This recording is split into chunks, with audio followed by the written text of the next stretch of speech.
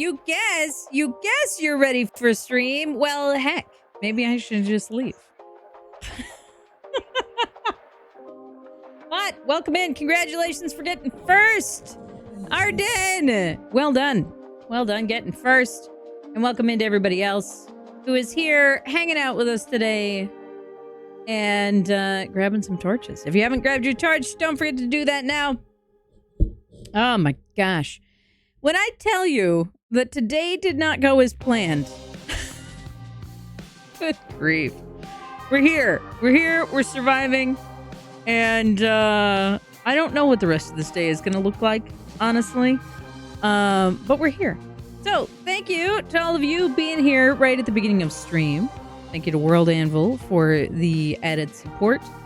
And we're gonna just do some stuff today and see what comes of it. We are gonna be talking a little bit about some world building a little bit later on. We're gonna be chatting about things, but my brain feels like scrambled eggs right now. So we're gonna hang out and play a little bit of Don't Starve together because finally, I'm sure to Leaked Prism's enjoyment, I installed some mods for Don't Starve together. So we're gonna try out some things. We're gonna see how some things work. Yes, I would love to unscramble my brain, but I'm not sure that that's possible at this point. Apollo, you stayed up too late playing Don't Starve together. I did stay up too late playing Don't Starve together, and then stayed up further because brain was on fire. Brain continued to be on fire this morning. It's been a whole heckin' day, I swear, and it's barely noon. Also, my sinuses are killing me. I need to get some more sinus meds. Horrible.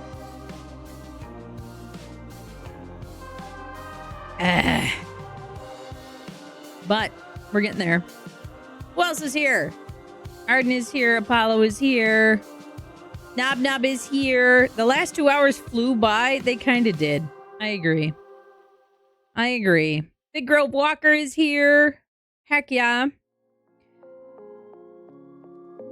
Infinity Nikki. I've seen some interesting things about Infinity Nikki. I don't think that it's my style of game, but it does look like a very interesting game.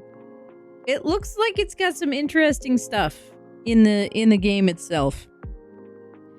I have so many games that I want to play. You know, I have some of them are even in my game inventory, which is nice. A lot of them are tempting me from the other side of a paywall, but there's so many good stories out there. You know, there's so many interesting stories out there that are well worth things like and stuff, checking stuff out. And things, yes, indeedy. Yeah, yes, so many things and stuff. All right, truly. So it's been interesting. Arden says it's been enjoying a lot. She's been enjoying it a lot. The game is pretty much tailored specifically for you. That's fantastic. I'm so happy that you get to enjoy that. That it's something that really hits all of the things that you look for in a video game. It's great to have something that's well suited in that way. Speaking of things being well suited, as my brain is not for me today, we're going to spend a little bit of time doing some Don't Starve together this morning while I collect some thoughts. Normally we do a morning of co-working with some Pomodoros. So for those of you who are used to doing Pomodoros with me in the morning, would you like the Pomodoro timer to run while we do the Don't Starve together stuff? The more you know. Because I'm happy to turn it on, but I want to know if you guys want it on. It's warm for you, Apollo. I don't even know what the high is supposed to be today. And even just thinking about the weather right now gives me existential dread. Because the National Weather Service is being gutted. But, you know, it's going to be what it's going to be, I guess. You know, no need for a timer for you. All right. Well, if anybody would like the timer, I am happy to turn it on for some of our gaming time. But I am going to hop in and get started with some of the Don't Starve because I am kind of itching to see what's going on here. So here's what I got going on. I've got the seed pouches mod, which is server wide. So it will add seed pouches that can preserve up to 160 seeds each, craftable at a science machine or via blueprint using 2 papyrus, 3 cut grass, and 1 rope. And then I added a bunch of other things that queue actions, modify the crockpot, allow for repeated crockpot recipes, and allow for some geometric placement. So not a huge selection of mods for this one, but I think it's going to create a little bit of adjustment. So bad weather news is humidity is preparing to descend upon the upper Midwest. I mean, my biggest concern is that as we get further into the bad weather seasons, whether it's hurricanes or tornadoes or whatever it is going to be, that we are not going to have good information about the evolution of storm centers. You know? And that people who are in harm's way are not going to have the warning that is needed to protect them. And heaven knows that as we continue to see departments reduced that help with rebuilding, that anyone who is affected by major storm damage is not going to be able to recover. So this is fine. But, you know, it's just a little existential crisis this morning. It's a Wednesday. It is a Wednesday. Why is my Wednesday full of existential crisis? Can someone explain this to me? Why? Why is this necessary? I do not know. Also, I made a pot of tea this morning. Also, shout out to Sphinx Akasha for introducing me to Assam tea, because I had no idea that it was such an amazing option in the world, but it's fantastic. And if you don't drink Assam tea, you should give it a try because it's delicious. So, this world that I am in right now, this world is about 12 days old, I think. Very, very new world. Because I wanted a fairly young world to try out the mod packs that I'm looking at here. So that I don't have to... Ah, that's nice. I don't know that I necessarily need...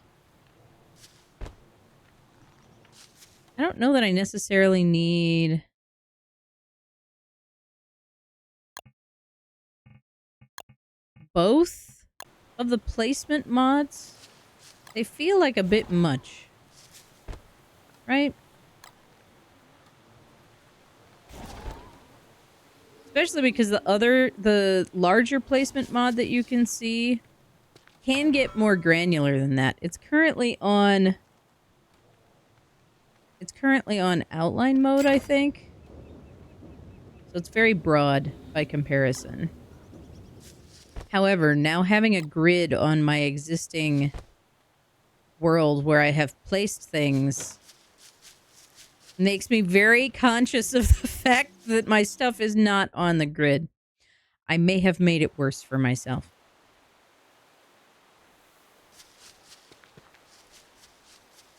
Yes, a lot of scientists are doing a lot to do what they can to combat concerning choices. which we appreciate. The midweek crisis rather than the midlife one. I've had so many midlife crises at this point, and I am 40 years old. I thought I was supposed to have one. Since when am I supposed to have them every year? Not how this works. Not how any of this works. This is fine.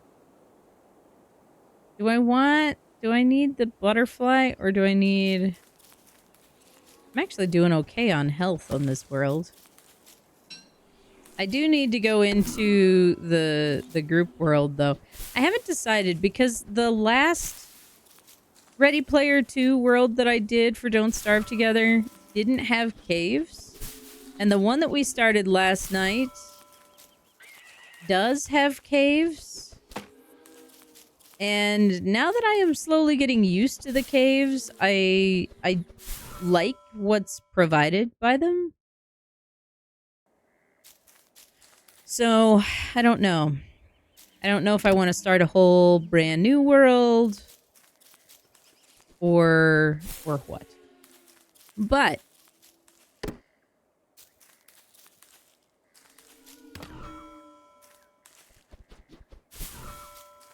in that thought pattern, one of the things that I was thinking about is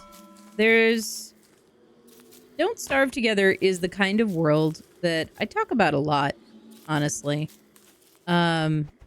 Where you're working with a lot of environmental storytelling and gleaning the history and the story of a world as you go through set pieces and revealed information in a very specific manner.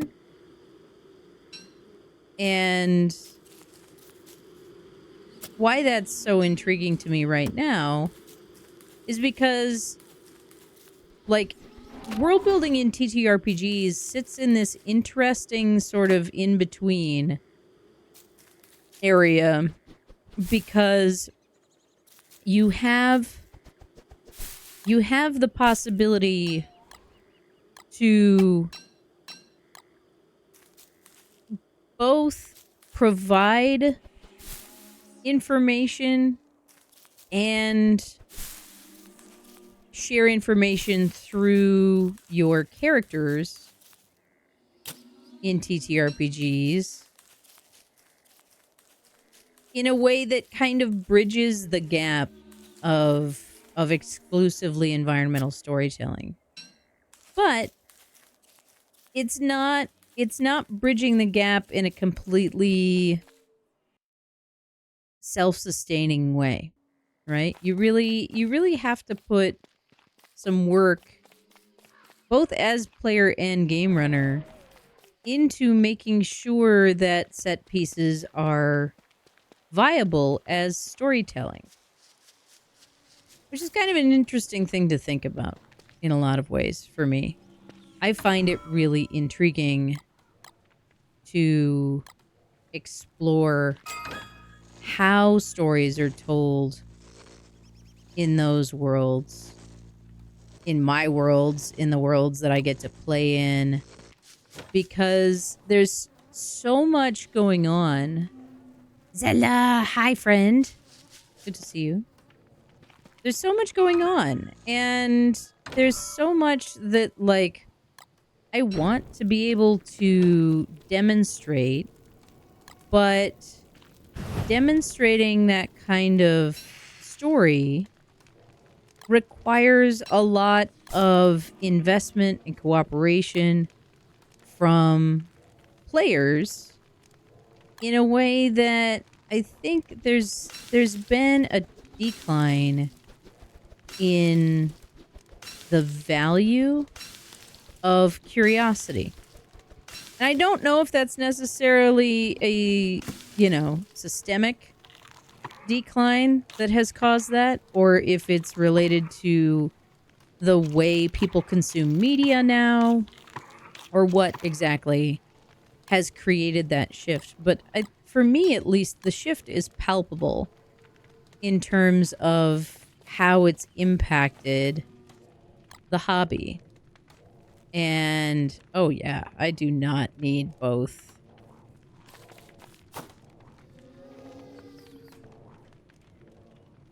I do not need both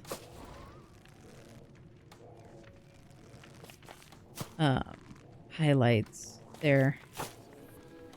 That's awful. I hate it. And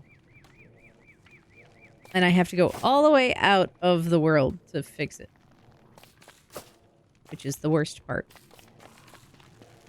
So, I've been thinking a lot about how I can build the kind of communication that I hope for and provide those kind of set pieces that, because, like, for example, if you look back at, like, Lord of the Rings is forever going to be a benchmark measure for how we interact in fantasy media, right? Because it is one of the major shaping designs for fantasy, right? As a storytelling device. And we can look at Lord of the Rings in Fellowship and their arrival on Weathertop, and we know that ruin has a history when they arrive. We don't necessarily get all of the details of that history. And, like, when it comes to things like Dungeons and Dragons, we want there to be some legend lore that can be unveiled. Whether or not the players have a individual interest in that as players, or the characters have a particular interest in that, that is up to the nature of the players and the characters that they design, right? But it's something that we can spend a little bit of energy on, because we know that this is going to be not only a major set piece for demonstrating the history and the lore of the world, but also a set piece for the modern story that we're telling, right? And I see that reflected in games like this, where we have set pieces of past survivors that give us the implication that before you, the player, existed on this world, there were other survivors who walked through this space and failed. And there's not really a lot of story that's provided necessarily to illuminate what those previous survivors' experience was, except for what surrounds them in their set pieces, right? So we can tell that certain survivors may have had vested interest in, like, rearing the bees, or trying to explore in a certain way, or perhaps failed in a fight. And in the same way, you can provide similar environmental storytelling in TTRPGs, and to my mind, TTRPGs rely on that kind of environmental storytelling to invest players and their characters in the world, which in some ways is kind of self-evident, right? Especially if you're dealing with a theater of the mind group that is used to descriptions of areas and well-versed in asking questions to be inquisitive about their surroundings. But when you have players who are either new to the hobby or much more accustomed to the style of campaign that is more video game in nature, where the plot is unrolled in front of you like a carpet, it can be difficult to not only provide a lot of that information up front, but also help to train and share that culture of gameplay with your players by asking them questions that are going to allow them to shift their mode of thinking to be better suited for that sort of mindset, right? And that can be kind of hard. That can be really challenging to kind of cooperate around in a way that works itself out with whatever you already have going in that game culture at your table. And in that way, I am thinking a lot about the history of Pelin Earth and Duskfen, because I, like so many people who are raised on fantasy in a way that I have been, I like worlds that have ruins, right? I like worlds that display that there was something that came before the modern era. Thank you for the hydrate and caffeinate, Kate. But if I am going to create a world that includes ruins, then there has to have been something to be ruined previously. I have to know the history of that area in order to say, okay, so sometime previous, there was something here, and it served this purpose. And now does this ruined structure that you in the modern era get the chance to interact with and unfurl its secrets. And like the depth of that is somewhat dictated by me as the game runner and somewhat dictated by the players and their interest and how much time they want to spend on it, right? But if I don't prepare for it as the game runner, then the players can only do so much to suss that information out of the world, right? Like if they come in with a great deal of interest on those questions, on rendering that history into something that they can interact with, and I don't have those present for them, then that's kind of on me for limiting their ability to interact with those things, you know? Which is part of the reason why I have the question that I have today of, dang it, not what I wanted. Can I not spin the carrot if I'm holding a torch? That's rude. Dang it, DST, why are you so specific? I do not understand. But yeah, like it's an interesting thing to think about in a lot of ways.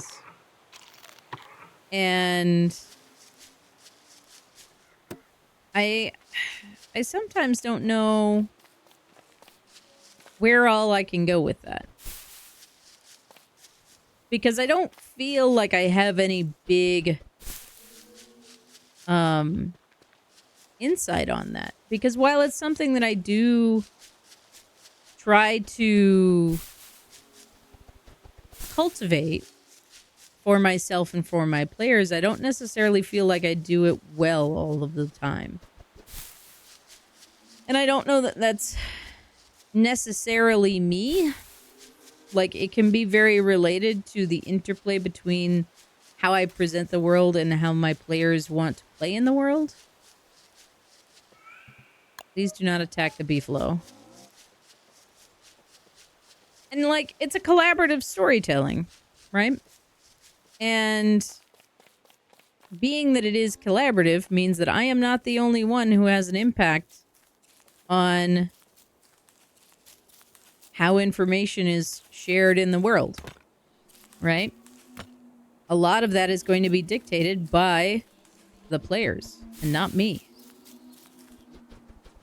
But because I am the one creating this space for them to share in,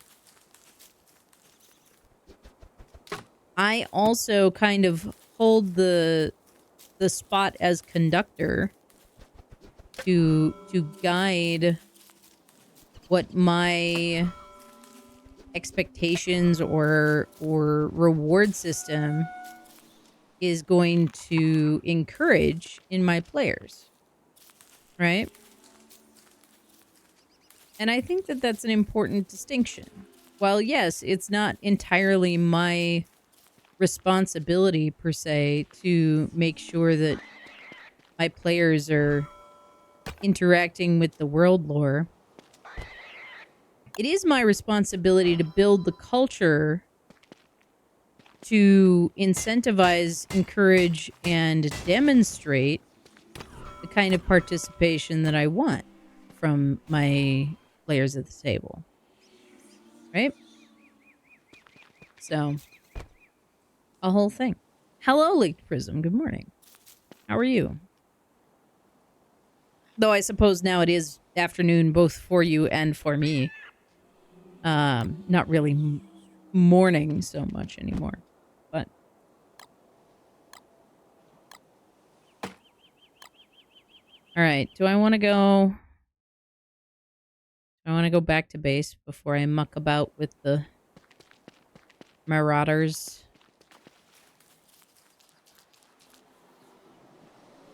I don't know. I might be able to get Abigail over there.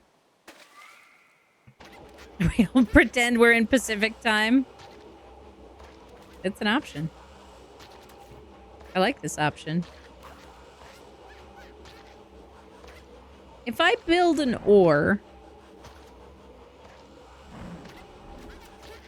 can I don't want to deal with the hounds right now.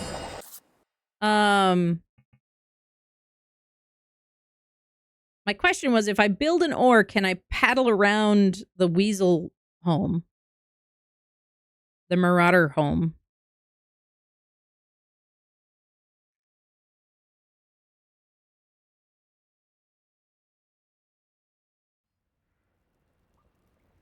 Oh, yeah.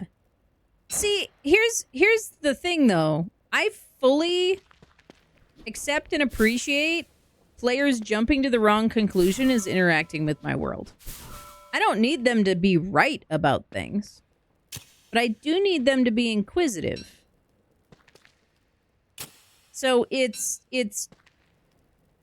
for lack of better terms, it's training the behavior that I want to see in the world so that my players are set up to actually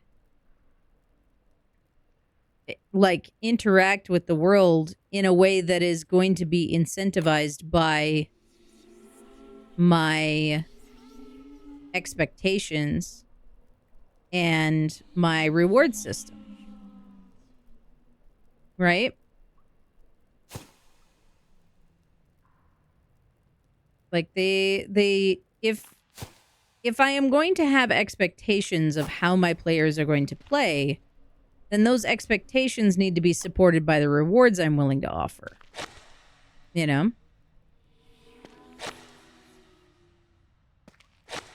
If I'm not going to offer rewards for them to interact with the world in the way that I see fit, but I am going to expect it from them anyway, then it doesn't suit. It doesn't match. There's an imbalance there. Okay, I have the task queue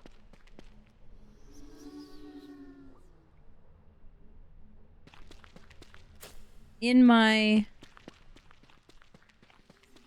mod list, but I seem to not know how to activate it.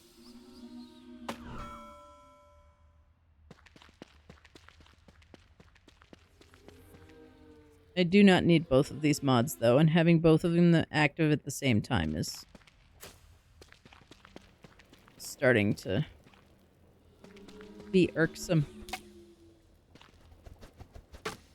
Hey, I can put a thing in my queue there. That's good. I'm just gonna use up this axe, I guess. Because I need it out of my inventory.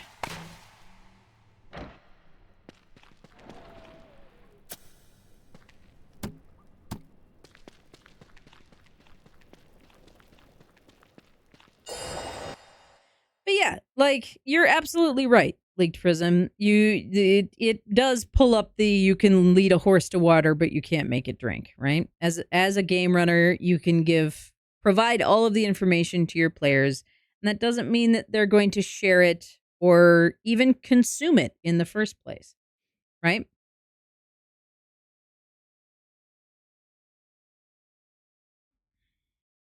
And that can be challenging in its own way.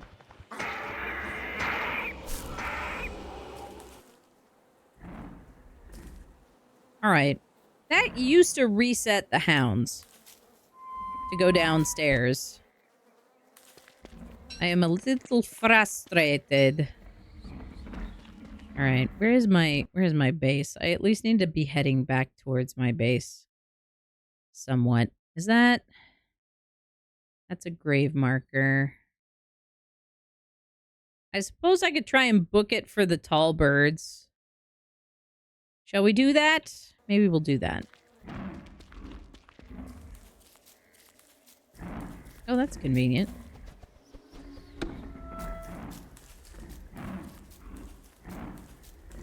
How very useful.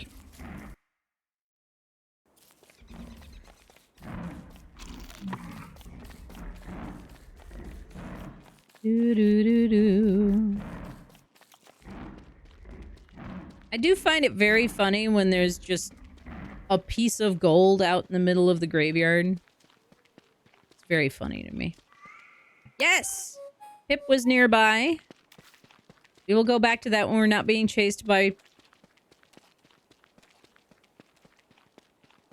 hounds. Although the barking has stopped, which has led me to think that the hounds have spawned somewhere and I don't know where. Which is somewhat additionally concerning to me. Abigail.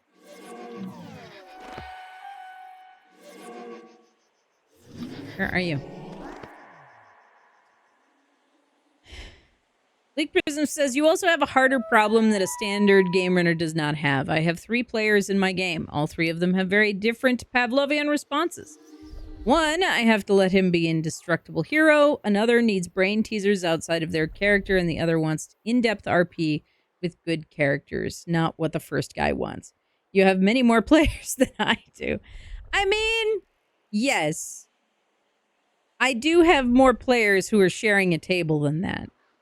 And that's part of the reason why I think about Duskfen as much a LARP style game as a TTRPG style game, because it is a group game that I am trying to run.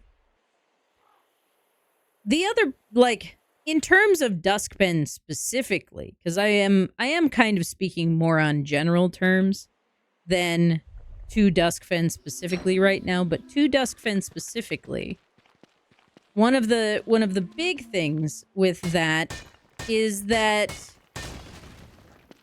Duskfen both takes too much time and not enough time. And there's a lot of consideration in that for me, because Duskfen is the kind of thing that exists in the background at all times. And so because of that can be perceived as overwhelming, because it's just, oh, it takes up all my time. I have to think about it all the time. And like, no, you don't have to think about it all the time. Can you think about it all the time? Yes. There is an opportunity to think about it all the time. That's not required, but it's an option. And because that is an option for some people, it becomes too much. I recognize that and I respect that. I understand. Is it that way for me? No. But it is that way for some people. And as game runner, I need to understand that there are going to be some people who interact with it in that way. But in the same way, it takes relatively no time to play in a game like this.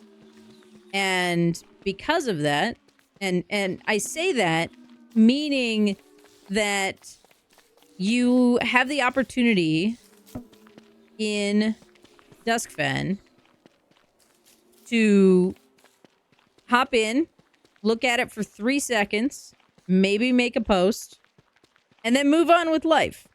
As opposed to a traditional TTRPG setting, where in order to interact with the world at all, you must sit down for a dedicated period of time, usually at least 3 hours, and have that specific time on your calendar.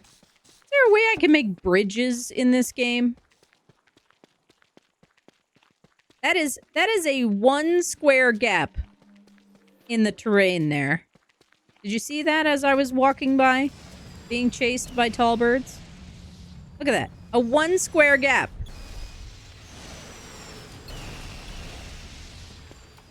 I want to just make a bridge there. Is that an option to me? I don't know. But I want it to be.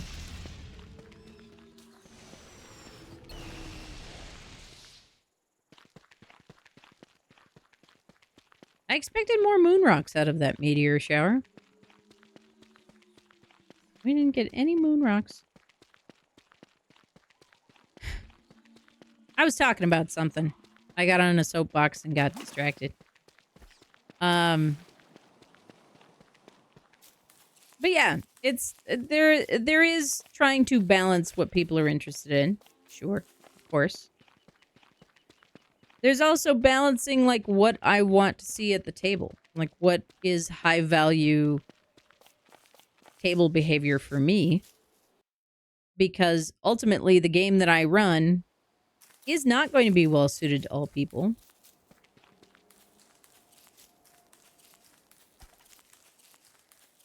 Yeah, this, as you can see, this is a day 15 world. For as long as I've been playing this game, I haven't gotten particularly in depth to a lot of things. But also welcome in, Cthulhu. How are we doing today? Welcome to Mountain Shade Village. We are masquerading as a DST streamer today while I am working on doing world writing for my TTRPG. This is not last night's world. This is a more different young world. Though we may actually drop in and do some stuff with last night's world today, so that we can get some things rolling. Because I haven't decided yet. The first world that I started for Ready Player 2 was a flat world, had no caves.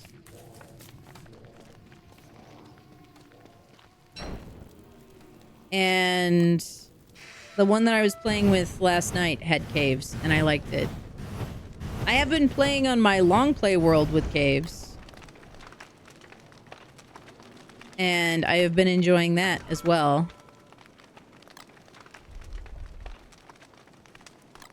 I do not need that much grass in my pockets. Ugh. Ah, yes. Always useful. Alright. I don't really...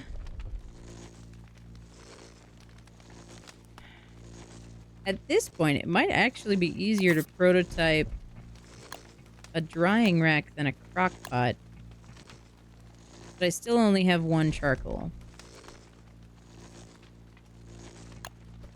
But I could absolutely...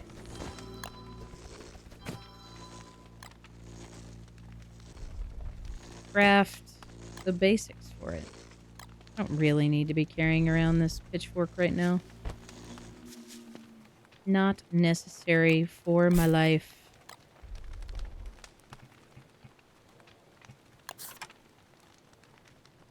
Do you want the dopamine? I'm a big fan of dopamine farming right now, so I would encourage you to leverage the dopamine, but that's up to you.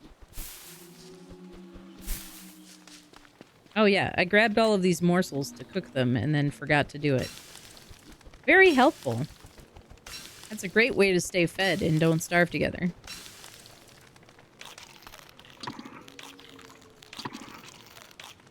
That's another thing. I am still, like, feeling very silly from having not recognized fully the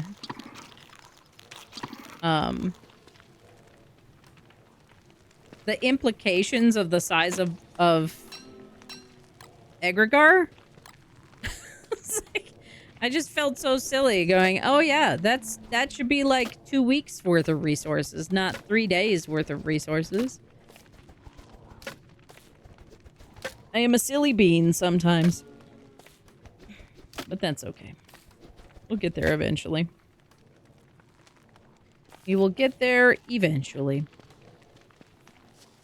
Good.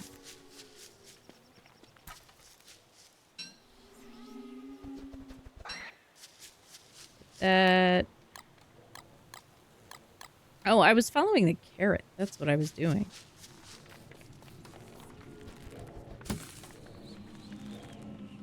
Because why not?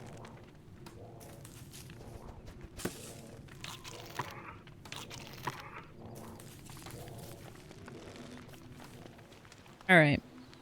I do not currently have a fishing pole, but we did walk past a fishing pole just now. Do I remember where it was? Not really. Oh, I was going to see if I could prototype either a boat or an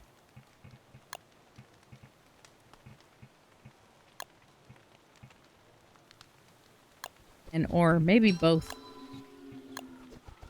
Maybe both. Because I want to see if I can actually paddle around the little crafty weasels.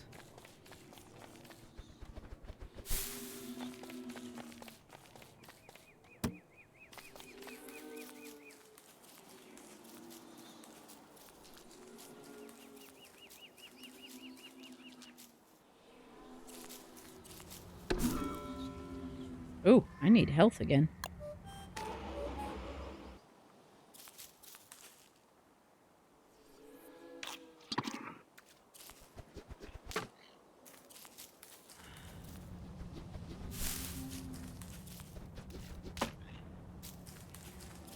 Do.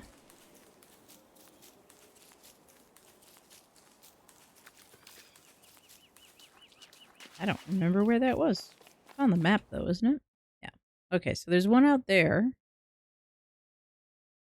Wasn't there one that was, like, closer to shore? There's a bunch down there, though.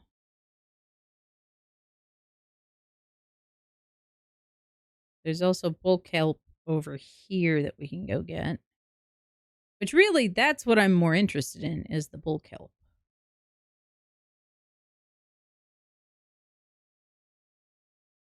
That's the one. That's the one that I was thinking of. I could still go over here, though. Have a look at this guy.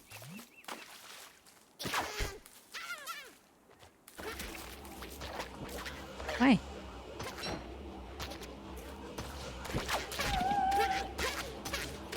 Y'all are worse than the frogs.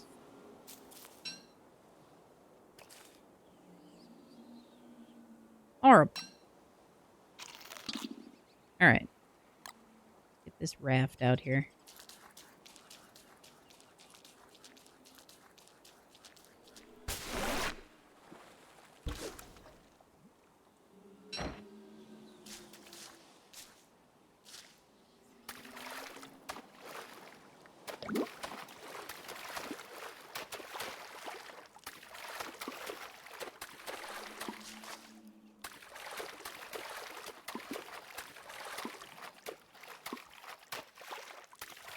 Ah, it's a rhythm game.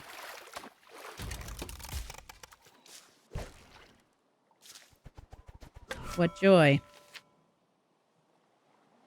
Did I find something? Oh, that's what got me driftwood pieces. Okay. Got it. It does. Backpacks are very helpful.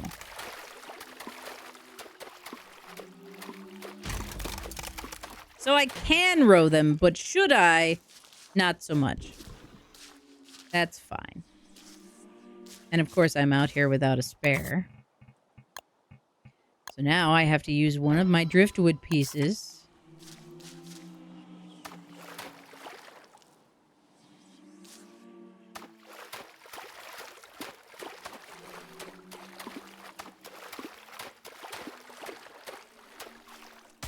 Perfect.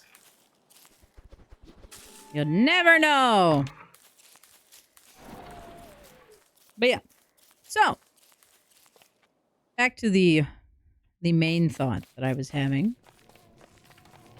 Which is about where the world begins, right? And how much of that is pertinent to your players? How much of that is something that needs to be pertinent to your players?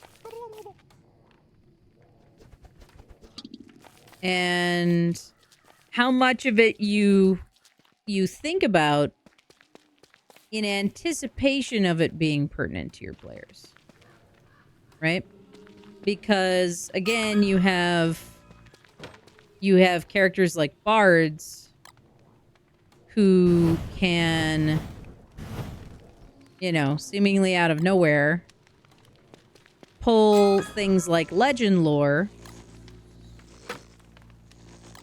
and that allows you to greatly expound on the lore of your world in a way that nothing else really does. And that can be a huge boon as a game runner, because then it allows you to share all of this big, otherwise hidden stuff.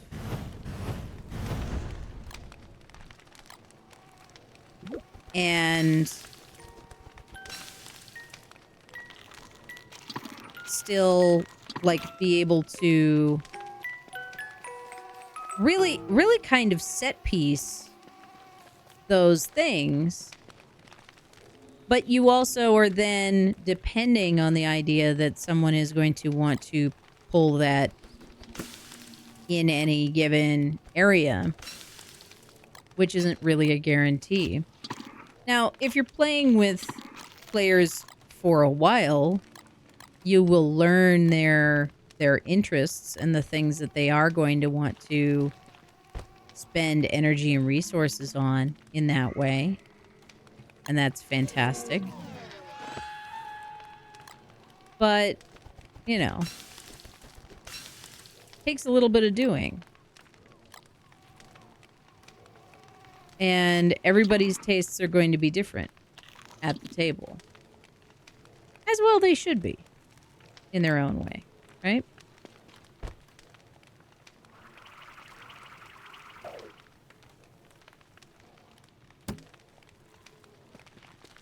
So, let's see where this takes us for the time being.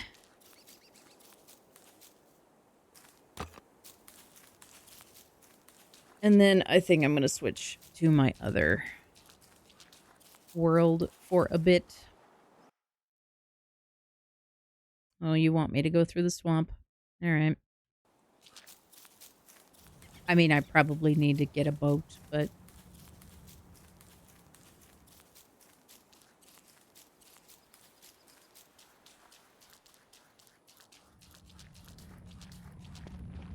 I do have a spear right now. That's... I'm going through the swamp. We are going to have Abigail up.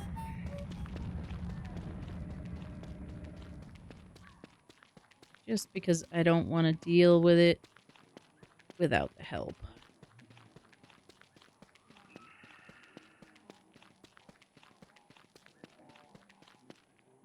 We got merm houses. All right.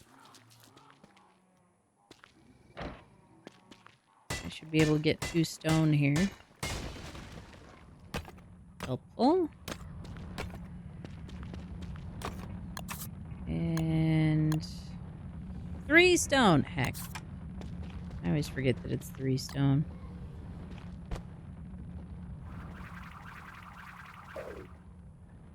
That way now.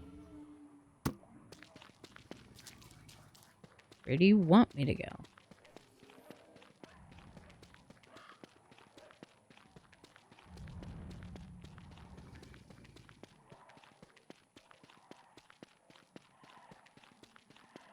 Because first you pointed downward.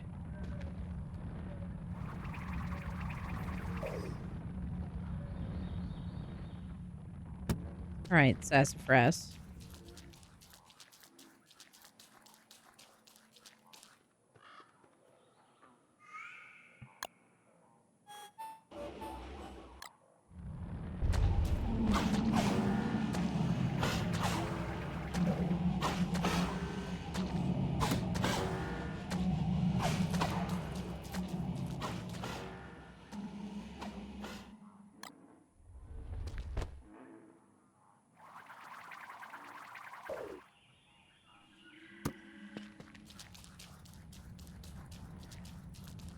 Are you pointing me to the merms?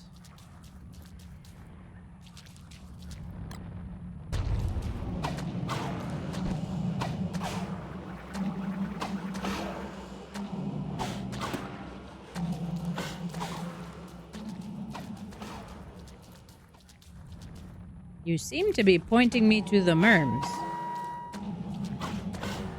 which is not particularly helpful.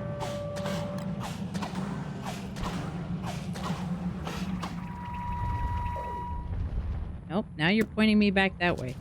What even? I do not understand.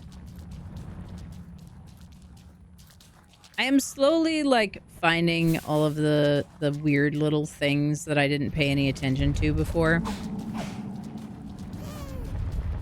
Like, it took me way too long to figure out how to plant flowers. Because, you know, who thinks about putting a butterfly down on the ground? Oh, there's all the merms. Hi, guys.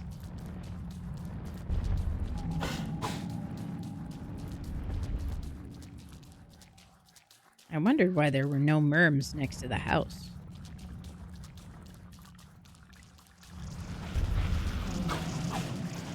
Spiders. Ooh, lots of lobsters over here. That's great.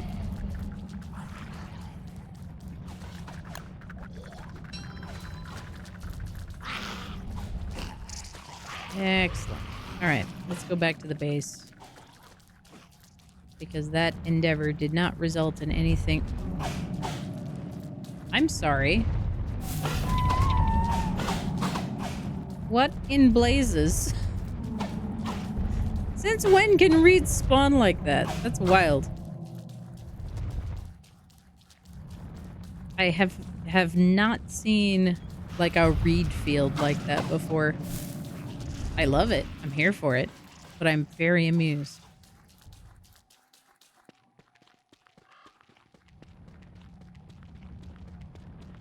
It was. Apparently it was. Hi, Vampy. How we doing out there? Welcome to your Wednesday. Or more appropriately, I suppose, welcome to my Wednesday. Because you've been having your Wednesday all day.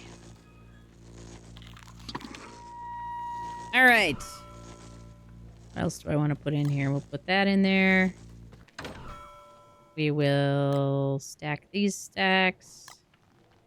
Stack that stack. Stack that stack.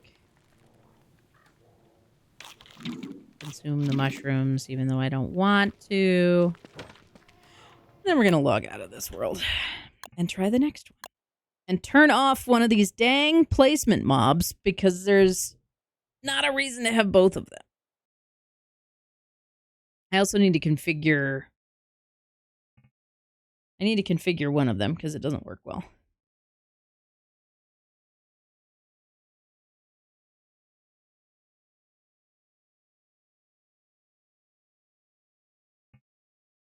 Ugh.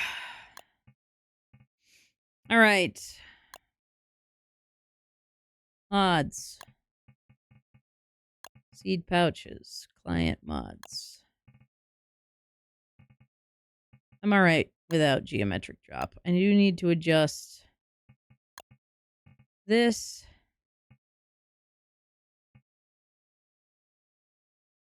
In-game menu on. Square, diamond.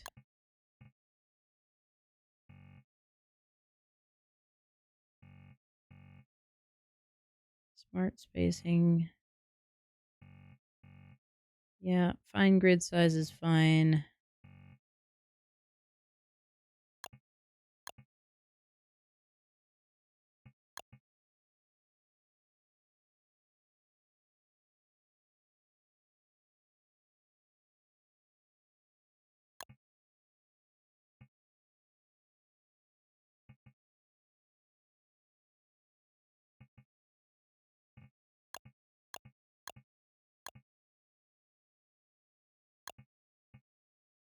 Okay. Yeah, we'll do that.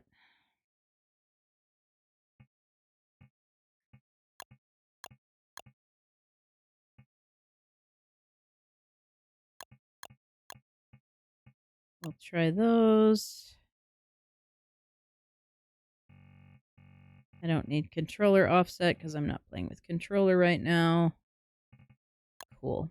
We'll see how that adjusts it. See if I like that. Good luck, Leaked Prism. I hope you enjoy it. So yeah, and like I think part of my conundrum when it comes to having the appropriate saturation of history in a world can also be informed by just playing other systems, right? Playing lots of different game systems does a lot to share and shift the way game systems are like game worlds are constructed. Because like Blades in the Dark, for example, Blades in the Dark has a lot of rich setting lore, but for the function of a lot of the games that are played, that only comes into play when you're playing like 6+ games in that world. There's a significant amount of ramp up that's necessary before you start interacting with things like the social structure of that world or the history of that world. And the weird thing about fantasy settings like Dungeons and Dragons is that it is simultaneously heavy history and light history at the same time. And that can be frustrating in its own right because of how wide a fluctuation there is in that. You know?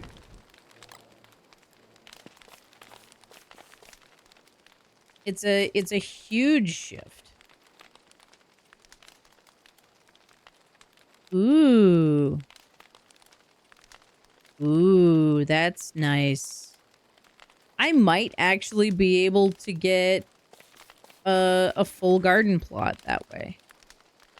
I like that a lot.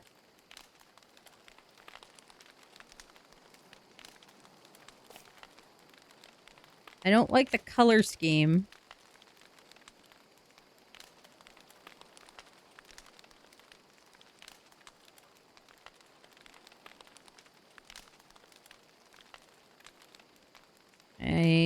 I also don't know why you're being a jerk about that animation there.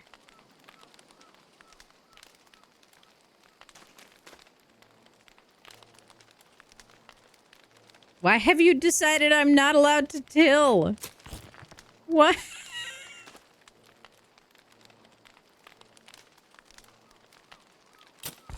Okay. So as long as I can get my placement and then I can turn it off and then it's okay. All right. If that's what we're doing, that's what we're doing. Close. Close.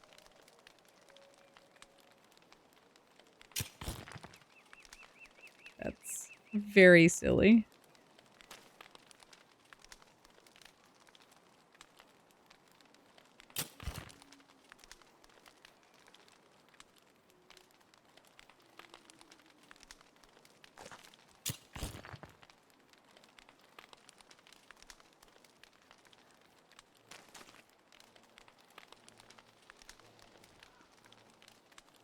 Whenever I hear a lot, especially as in I like that a lot, I hear it as a lot. The old meme cartoon about the a lot plays in my head. I don't have a reference on the cartoon you are thinking of.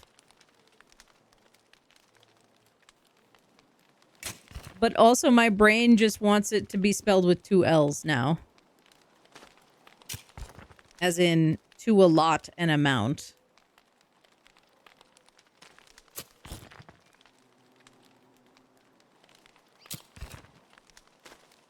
Aha! Look at that. Look at that. That might not even be crowded. I'm not sure. But we can see. All right. So, one of the things that I learned is that apparently potatoes and tomatoes, or potatoes and toma roots, rather, are cooperative.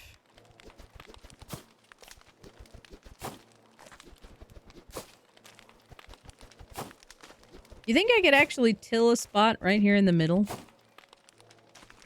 If I get it just right?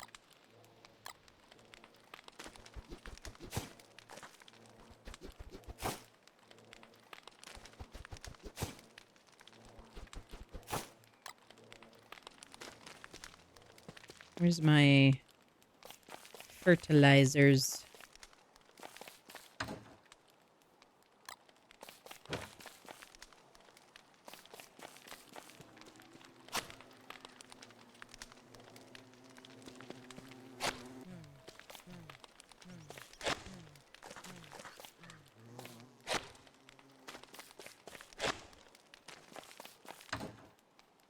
Okay.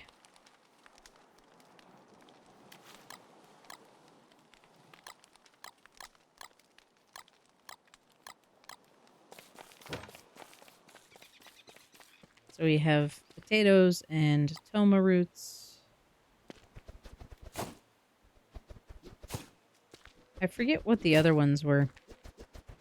I went looking for the, like, ratioed crops that you can pair.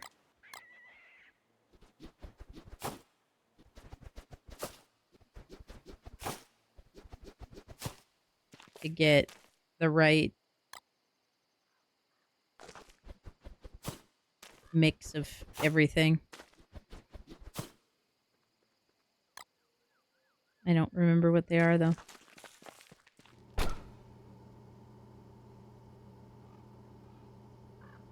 Ah! Yeah. Yeah, that makes sense.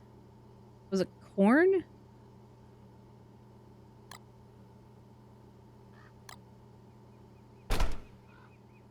That does sound somewhat familiar.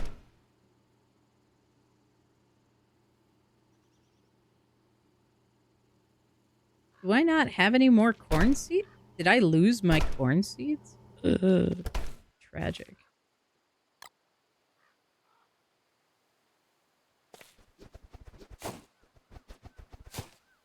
Tragedy.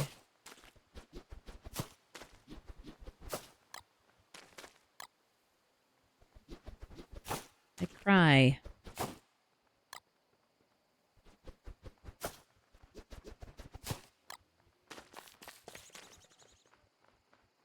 See, doesn't it look like I should be able to till an extra spot right there in the middle? But no.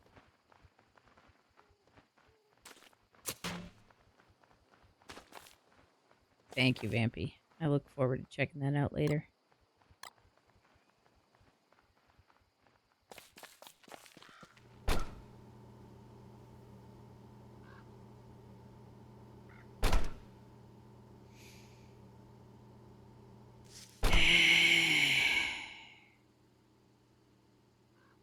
Well, I don't want to do this, but I think I'm going to have to just plant random seeds a bit, because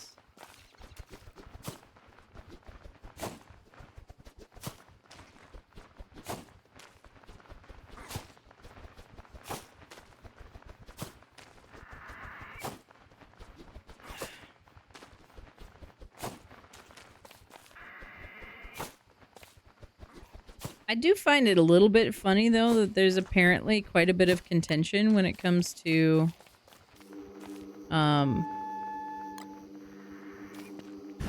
planting. Because maybe it's just me, but I never found it particularly difficult to get 9 spots in a garden bed. The reason that I have so many in these garden beds right now is because I am actively trying to test a hypothesis that if I plant more plants in the garden bed, that it won't grow weeds on me.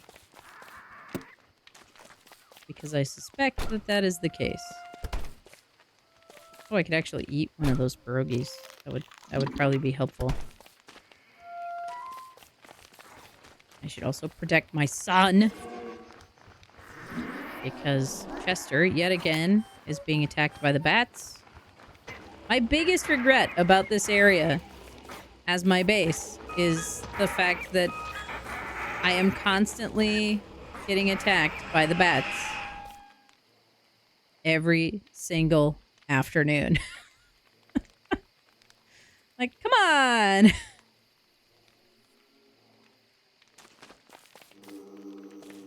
Why? Alright, I guess I could talk to these seeds. That would help. Not just stand here in the darkness.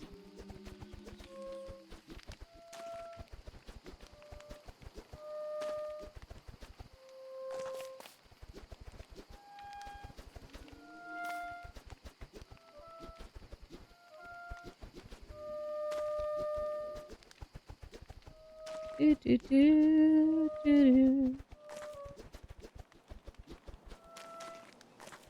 So I don't know. I've started working on the timeline for Duskfen. I don't know how I feel about it right now. Like, I feel like I'm making progress. But also, it's not satisfying yet.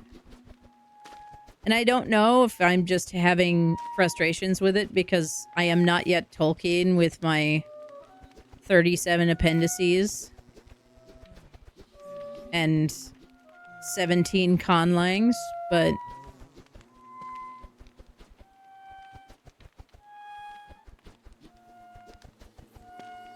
I'm making progress. And I try to be cognizant of that. Because I know that being conscious of that is going to help me feel better, both about myself, just as a person creating things, and in my ability to run the game that I want to run. Alright, let's have a good look at my kit here and see what I got. Oh, we got some meat out of that.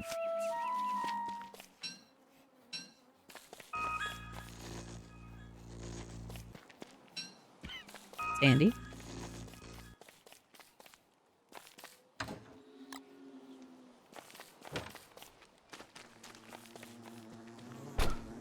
Am I about to go into winter? That's what I'm not seeing. I put together the combined... I should have combined... What you doing? Like, my meters up in the upper right-hand corner should be more detailed than they are. Left Abigail to go get into fights.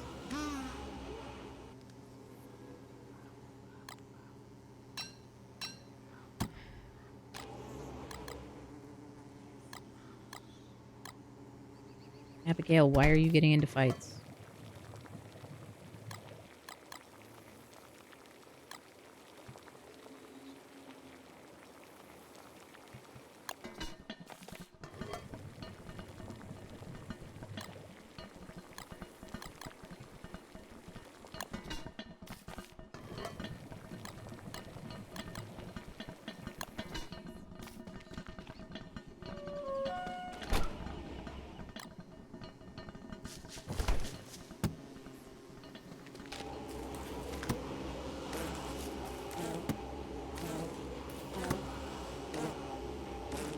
Well, I'm gonna wait for you to stop killing this bee.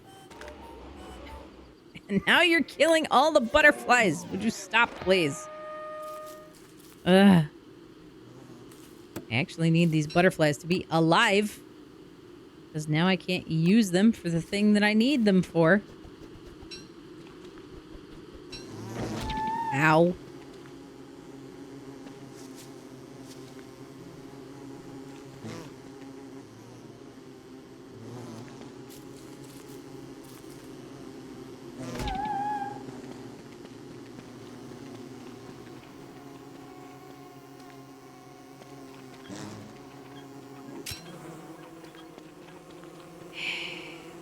See what you did?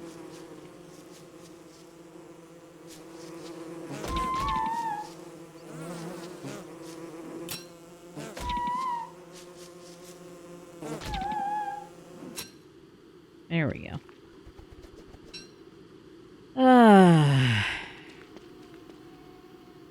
I forgot to harvest my marble. That's too bad. Alright. Well, all the damage that I got hunting those bees that I didn't need to hunt.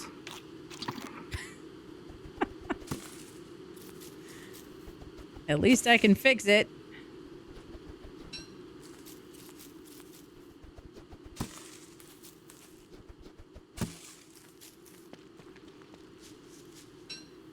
Alright. Nice.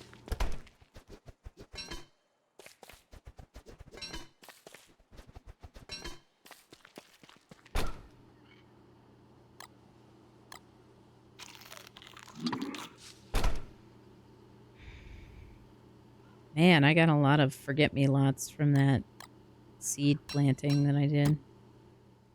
Less than ideal. Could be worse.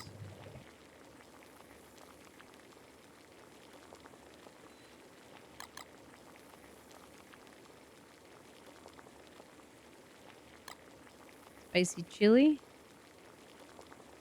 Do I want to do a spicy chili? That's going to give me meatballs. What's the... Huh. I don't know.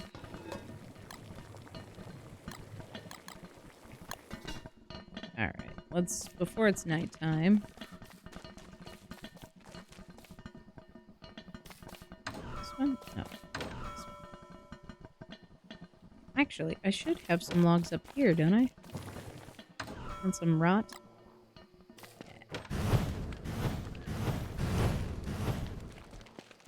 And of course now it's nighttime, so I can't feed the bird and get more eggs, but that's okay. That's okay. Just re-up my sanity here.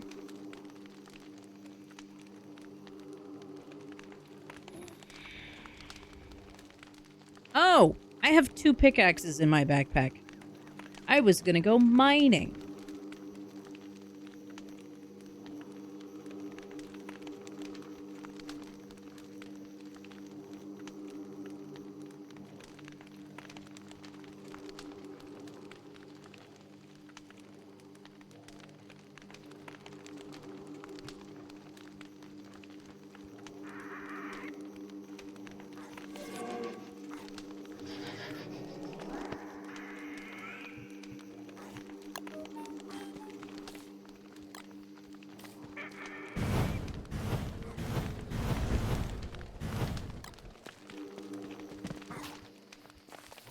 Come here.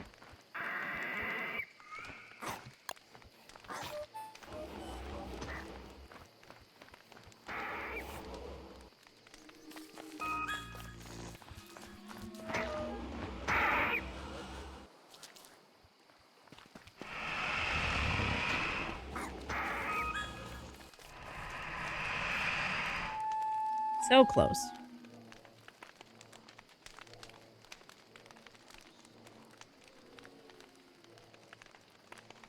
Okay, so am I gonna go through? I want to get rid of these weeds.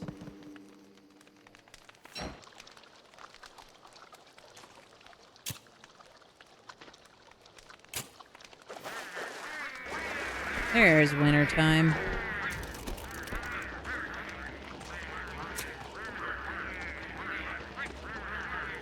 Of course, I left Abigail aggroed, so...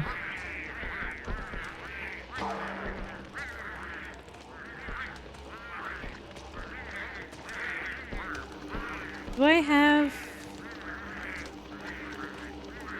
have any thermals right now? I might have some thermal stone.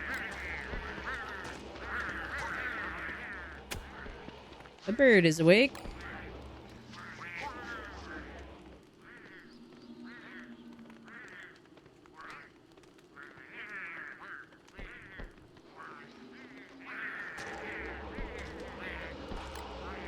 So I can get my eggs.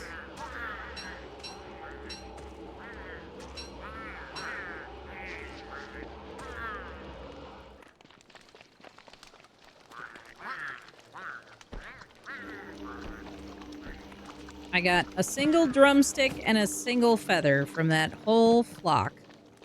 Oh no, 2 feathers, excuse me. Wild. And now that it's winter, the bees won't even come out.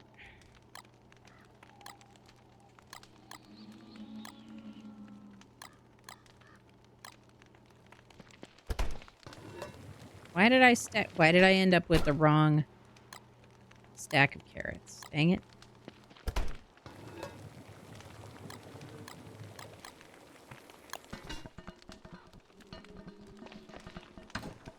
I do have a thermal stone. Look at me. Add a little more fuel there.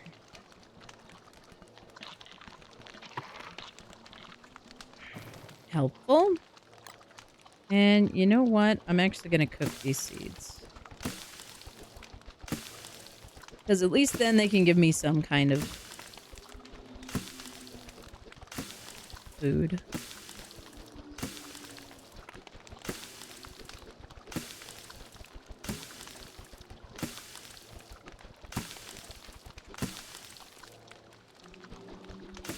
Abigail, you can stop pacing. It's okay.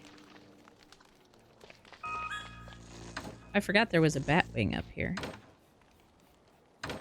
Very good. Ooh, and an extra. Does the beefalo hat keep me from getting cold? I do not know.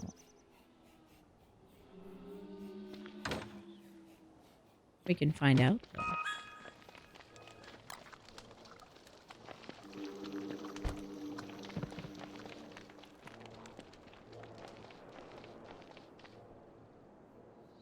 Otherwise, I might have to go down and grab... I do need to go down and grab some light bulbs. Firstly.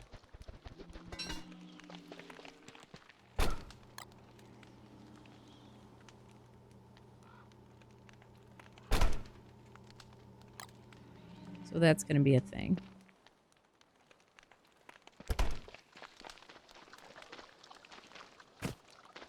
Oh, a third feather. I got more than I expected from that. That's good. Am I full up on stingers now? I might be. No, I got space. Okay, good. The beefalo hat might actually cover me for warmth. That's good. We are going to go downstairs, grab ourselves some fuel for the miner's hat, which feels like a waste of a full moon, but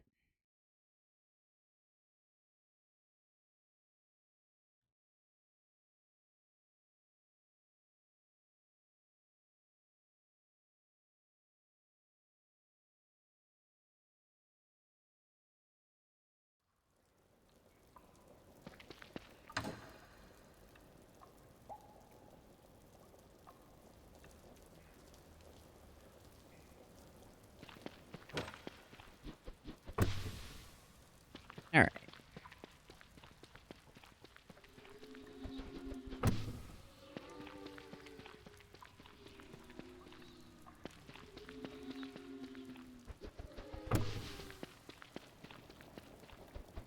We got some mushrooms here.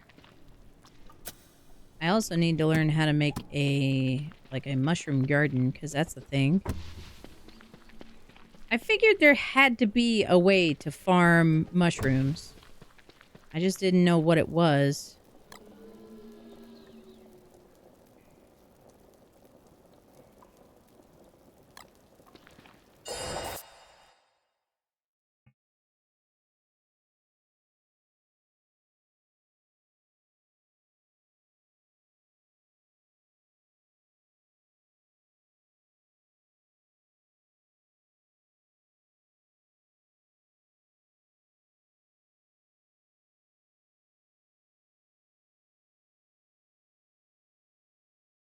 All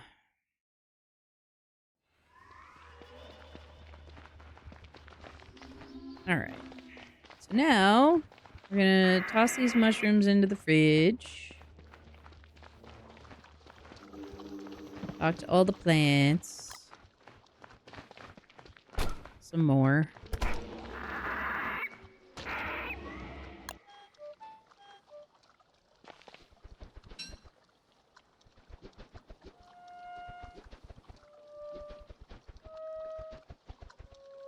I think what's interesting to me is how different the growing rates are for some of the plants.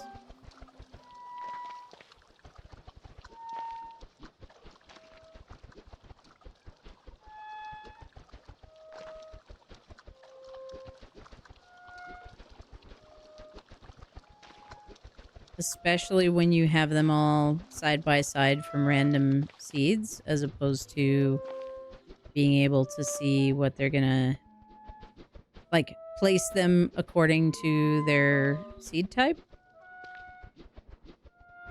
I had no idea how robust the gardening system was when I first started playing this game. There's a reason I would come into the constant as Woody all the time.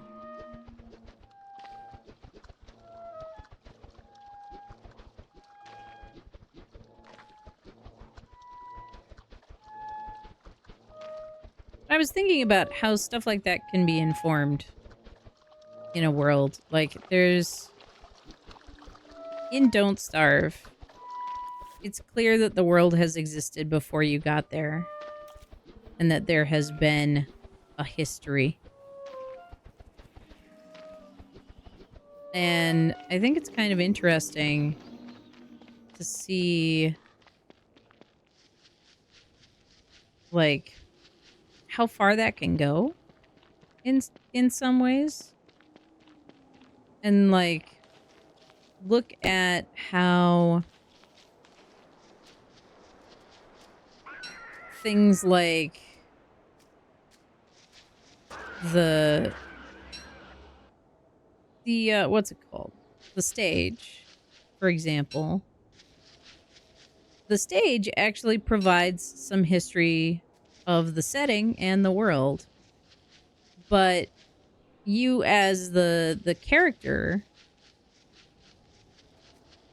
don't really have the opportunity to, like, there's no library or anything that you can go back and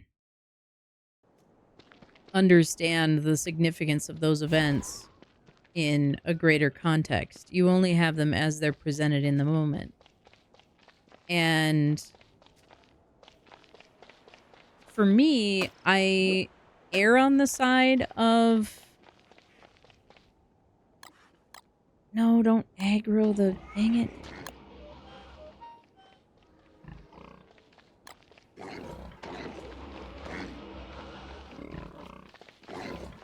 Stop it.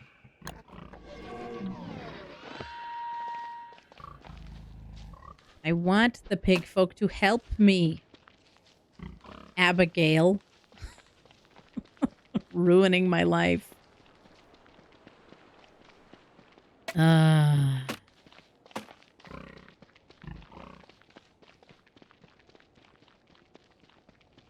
Yeah, like I absolutely err on the side of wanting to have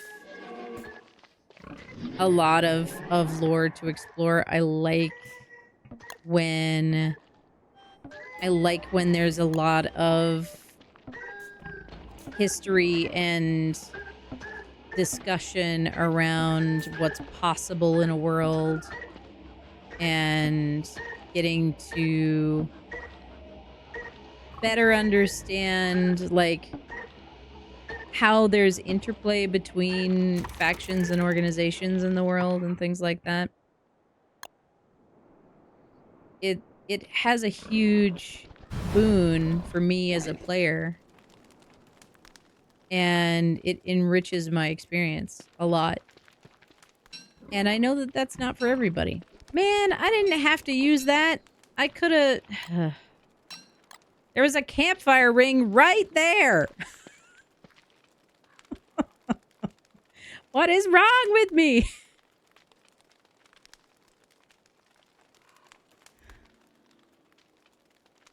I'm so silly. But yeah, and so like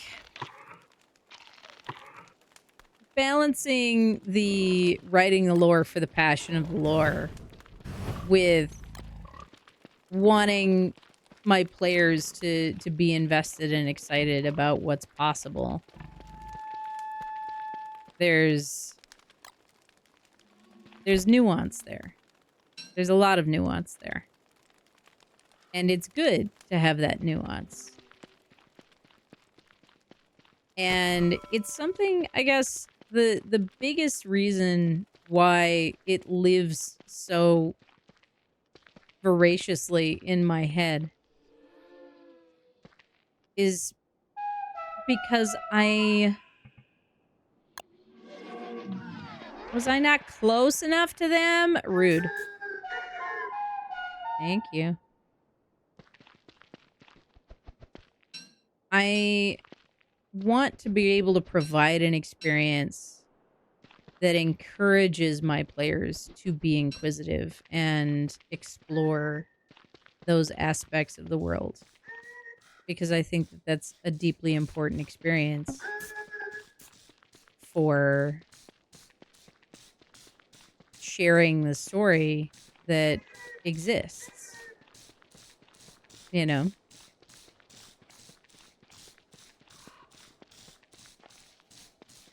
And then, like, how do you create that conversation? You know, keeping that in mind, what is the way to open that dialogue and create that vocabulary with your players to demonstrate that shared, not only shared interest, but shared space, shared authorship, right? You have to equip the axe if you want to use it.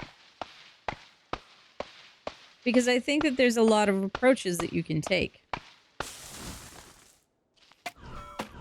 There's a lot that can be done.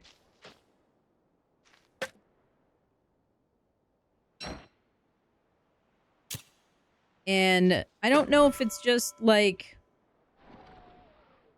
deciding on a style sheet, or if it's like sitting down with the very specific intention of creating, because like especially with a game like Duskfen, I've got a lot of variance happening with when players come to the table. And yes, I absolutely think that there should be session 0 in any game. But it does get interesting when you have players who aren't coming in at the same time, trying to sort of catch up to the state of a game already in progress. Because that is kind of what's going on in a lot of ways. Is that my newer players are having to figure out halfway through what the vibe is. And they do a fantastic job. But I do think that there can be a discomfort and a confusion around that if it's not something that you're used to doing as well. If that's something that you're comfortable with coming into a pre-existing experience and acclimating to the nature of that table, then it can be a lot easier for you as a new player to the table to settle in and be connected to that. But that's not the case for all players. So I want my table to be a space that players can feel like they can join in and sort of hit the ground running with whatever they have devised in their own space, while still being connected to the pre-existing story that has been developed over time by players who got there before them. You know, because then you've got living history. That's not just the lore history, but that's living history that's been created by people who are existing in the world and often are still around to see that history interacted with. That lore then has a voice of its own that carries through and is interpreted in the moment by the players who choose to build on those existing threads. And that's kind of one of the things, like when I was first setting up this world in its being a West Marches inspired game system, one of the things that I was running across was, of course, Matthew Koval's discussion of West Marches style games and how you will have areas that players will interact with, and then another group of players will want to go and see how the space has changed. Or you will have players that interact with the space and then are unable to complete the objective of that zone, right? And so by extension, they choose to want to go and explore a space that's already been explored because the last adventurers didn't survive or had to retreat, and so they want to see if they can challenge themselves against that environment and come out of it triumphant, right? There's a sort of healthy competition that can happen at the table as well, of trying to push the boundaries of the world and see how they do in those areas.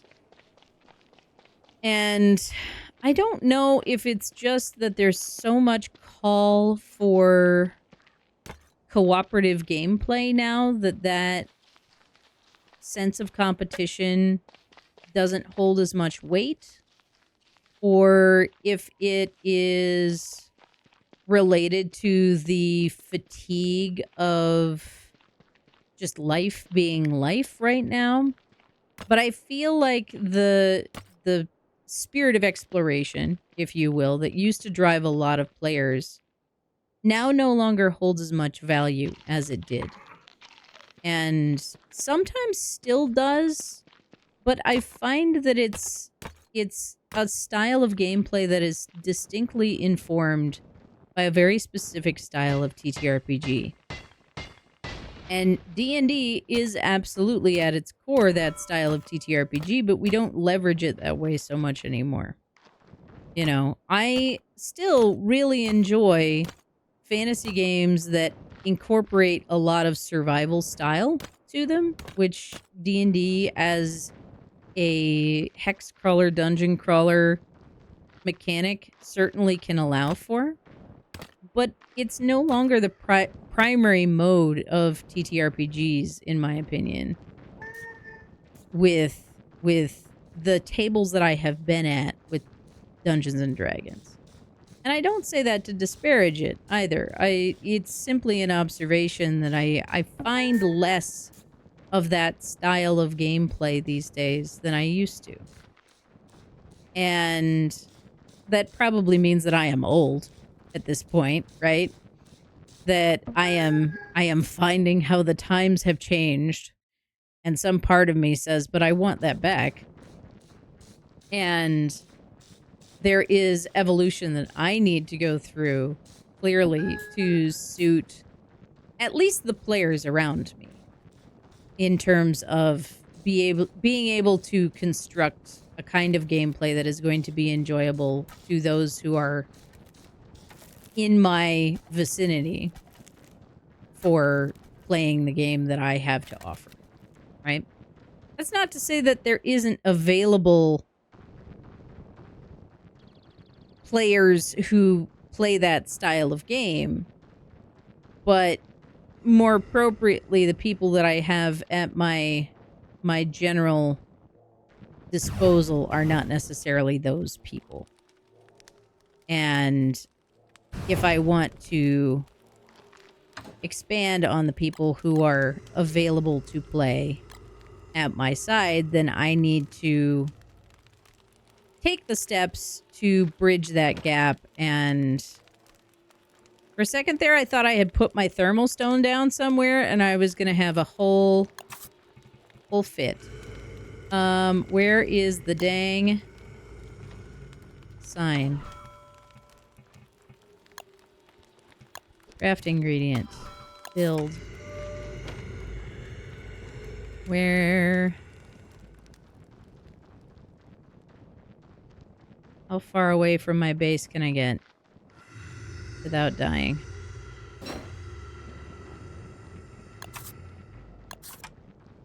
There you are. I don't know which side of me you're on, but come destroy this sign that I put down.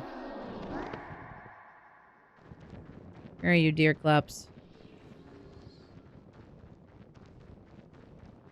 Where did you spawn? The world started shaking and then you just left.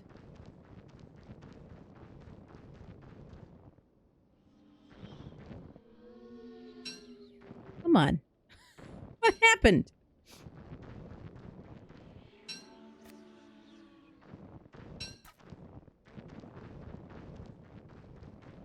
If you spawned at my base,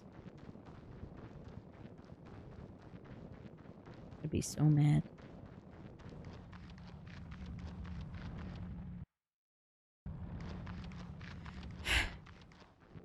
What have I done?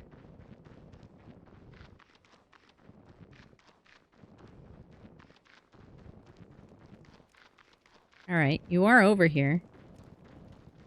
How far over here?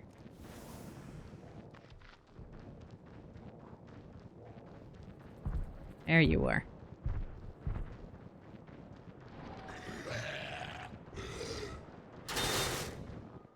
There we go. Perfect. Also, welcome in! How is life with you today, Skilled Taurus? What are we up to? That went surprisingly fast. All right. I'm not mad about it.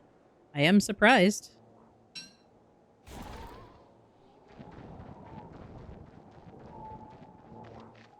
Do, do, do.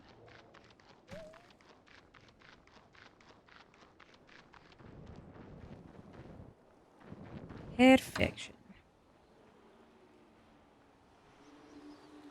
Ah, very nice. Yeah, I by no means am an optimal player when it comes to Don't Starve, but I do have a good time with it. Ugh. I was getting to play some Winona last night when we were doing our Ready Player 2 night, where I will play multiplayer games with some of our wonderful community. That was delightful. I hadn't played Winona in ages, and the last time I played Winona was such a short period of time. It was really fun to get back into it, because, like, so much has been added to the game since I last played Winona. I think she may have even had her old name still, come to think of it. It was a long time ago. A long, long time ago. But it was fun to get back to. Let's see here. Do I have storage for these items? Okay. Bat wings are good. What did I... Oh, the drumstick. I was like, what did I put up on the drying rack? It was the drumstick.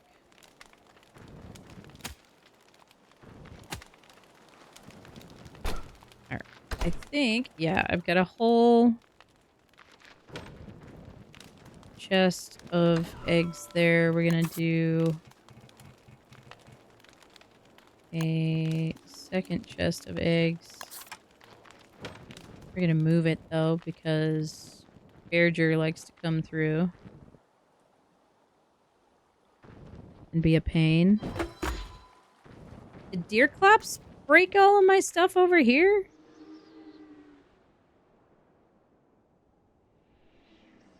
How did those even get downed? I'm very confused.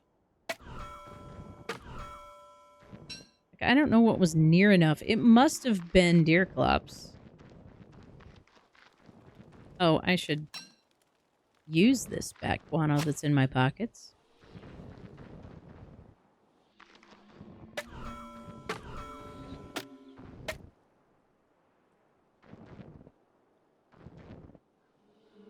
Now I have to catch rabbits again. Ugh. It never ends! At least I've got some honeycomb that I can rebuild those bee boxes, but what a pain. Alright, I need to go through and pick all of this. Did I not even place the dang thing? Okay, I did. I thought I went over there, got distracted, and didn't even place the chest that I was trying to put down. Dang it. It's not how that works. It's not how any of this works. Why am I like this? Alright. I still have a ton of nitra.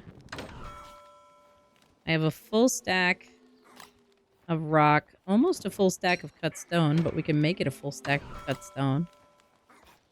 We're gonna put these boards away for right now. Go back over here. Heat up my thermal stone because I am way too distractible to pay attention to when it's run out. I should go give something a thwap with this tentacle spike so that I can get rid of it, though, because it's at 2%, and that's not necessary for anyone. Alright. Stop beating up my son. Stop it. Be nice to my child. My little pumpkin child. I still haven't decided, though, if I want to do Shadow Chester or if I want to turn him into Cold Chester. Food storage or extra equipment storage. I don't know. It's a tough call. I cannot choose. Alright, let's just build up the fire here. So that I have plenty of space to see things.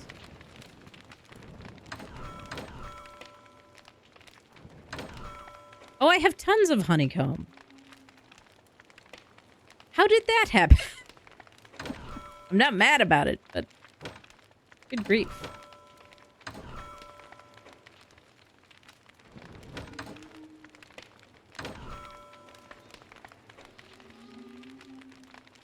Yeah. I figure that the cold storage is probably more appropriate for my playstyle because I generally, like, I will only take Chester on very, like, distinct excursions. Like, I'm going to go mine a whole bunch.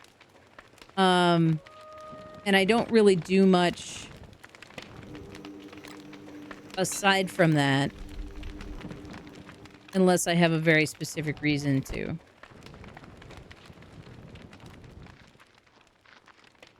Speaking of which, where's your eye bone?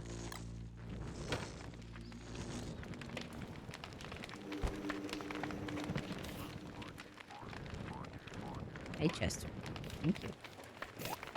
You can hold my stuff for right now.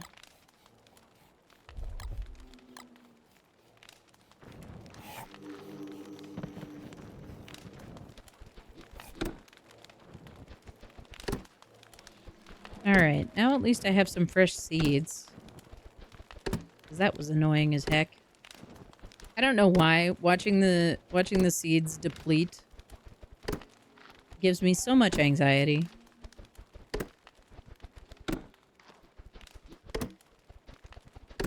Which is just a pain.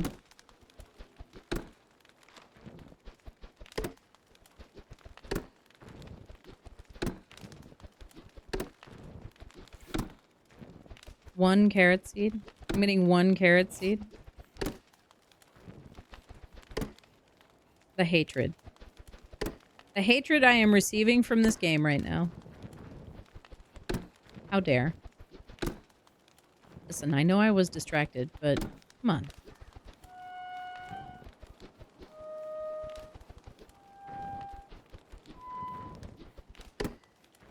The hatred! Ugh.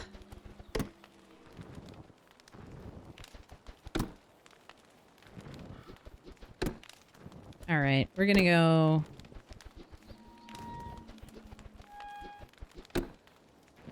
have a look here. I think it's papyrus? I have to go check. Let's go look at the science machine really quickly. Is it considered a tool?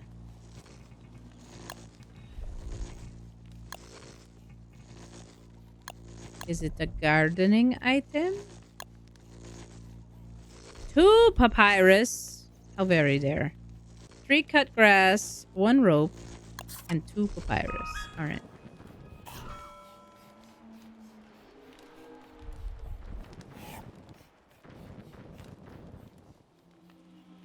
Open, says me.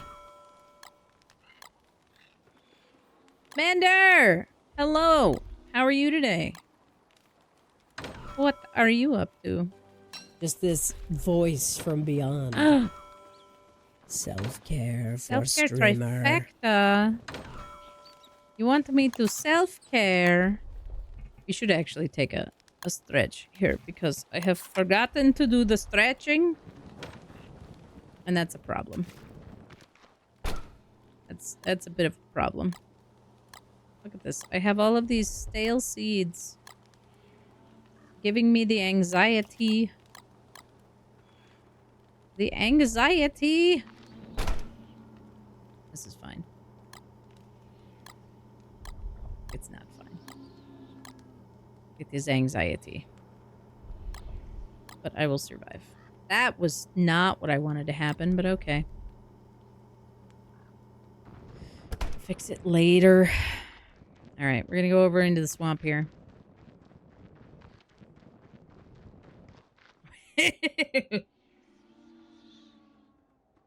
We are going to enjoy my favorite rage lunch, a Taco Bell Cantina quesadilla. Listen, I'm here for this. I love this for you. I love this for you. I need to make some good quesadillas, though. Because I have not gotten tortillas in a very long time. And I'm kind of grumpy about it. Really? Your option was to go for the bird? Why are we getting bats? Get the bats out of here. Get you out of here. Rip. What is a leafy meat doing out here? Oh, it was a gecko. It was one of my grass geckos. Okay. Look at this. Look at this, Mander. Out here inspiring the masses. We love to see it. Something I only dream of doing. You're out here doing it with your Cantina quesadilla. See, we can be heroes. Not all heroes wear capes. Some of them enjoy a Taco Bell quesadilla. Just saying. Just saying.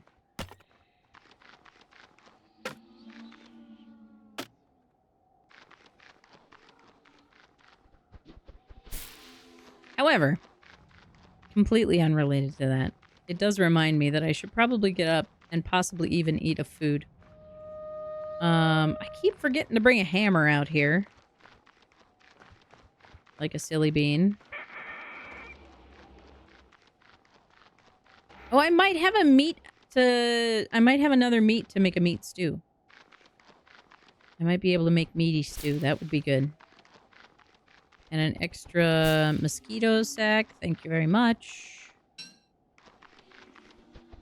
I will make use of that. Thank you. Yes.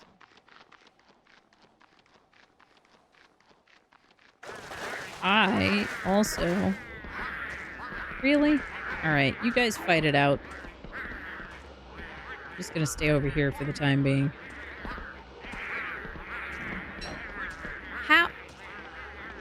We just did hounds. Why am I hearing hounds again? This game, you are infuriating sometimes. I love this game so much. But there are times when I just want to get through this fun little moment. And no. You get out of here. Both of you get out of here.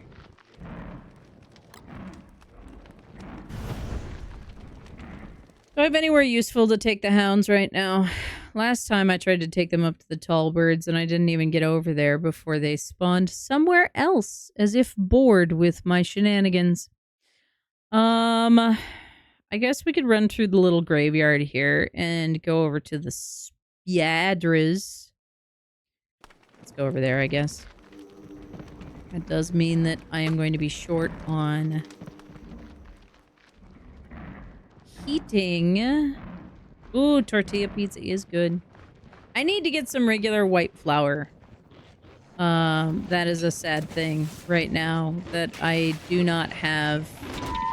Ouch! Oh no. Oh no, I just realized that I have a bunch of stuff. Yep, there we go. They're gonna eat all of my meats! All of my foods! Lost to the hounds forever.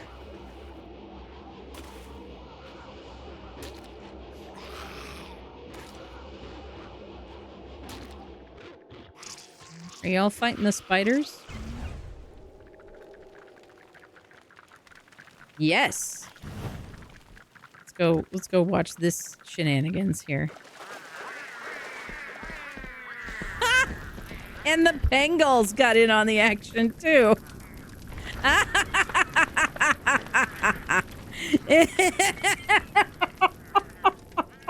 That went from deeply annoying and frustrating to very hilarious very quickly.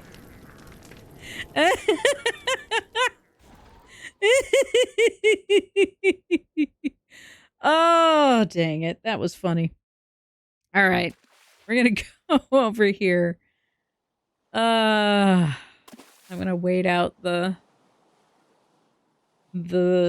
rest of the night. And then we're going to take an actual break because I do actually need to get some kind of food because I am quite hungry. Can I spawn here?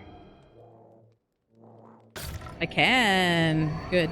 I hoped that that was the case, but that was actually the first time I died since I changed the florid postern into a celestial portal. So it did. It did escalate very quickly. There's still... Rude. Leave my son alone. How dare you?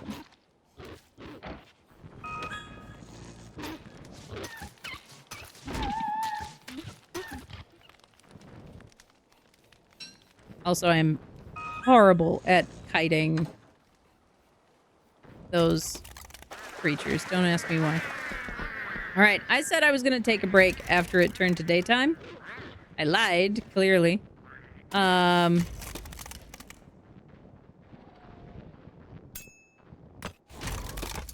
did I die? Oh, just across the way here. Very good.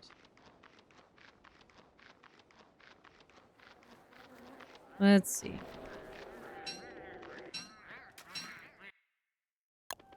Do, do, do, do.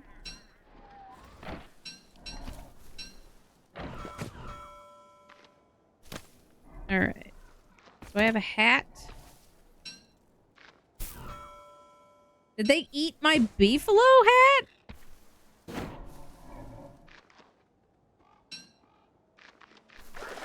I didn't put down my beefalo hat. No, I just didn't see it. It got moved into my other thing. Okay. All right. Well, I need to make a new thermal stone at this rate.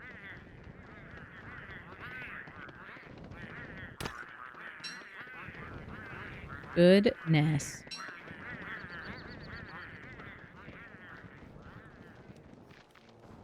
Well, now. Ooh, and a whole bunch of the vegetables are ready. Fantastic. Alright, I didn't lose as much as I thought I was going to. Boon there. I have a bunch of stuff that I have to put away, though.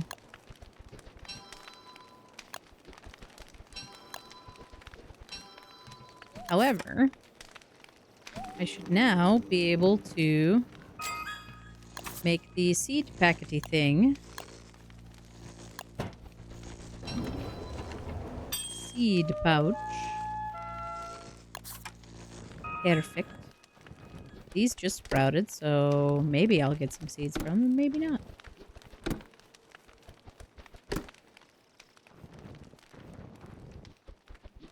I don't believe they're in season right now.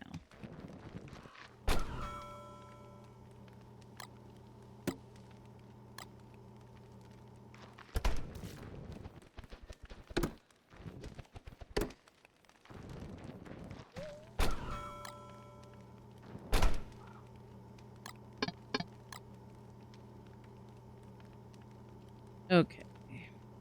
Oh, I'll eat these to get these out of the way. I just need the leafy meat to last long enough that I can make the stew. I want to make the stew.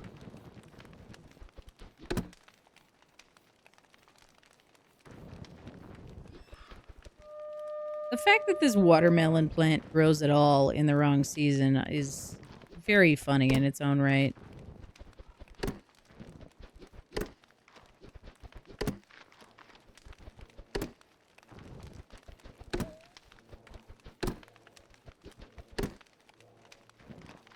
I am a little tempted to just turn those veggies into seeds, though.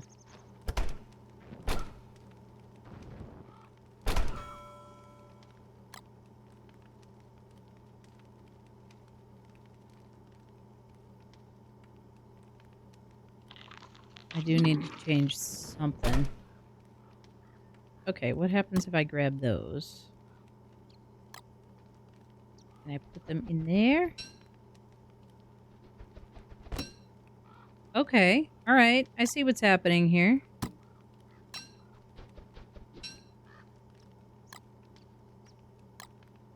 That makes sense.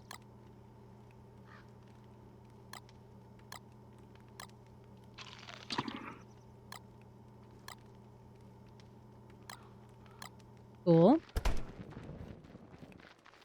Thanks for stopping in, Mander. We'll see you again soon, I'm sure. All right. There's that. We're going to pause that. And we are going to have a little break. But before we do, as a reminder, today...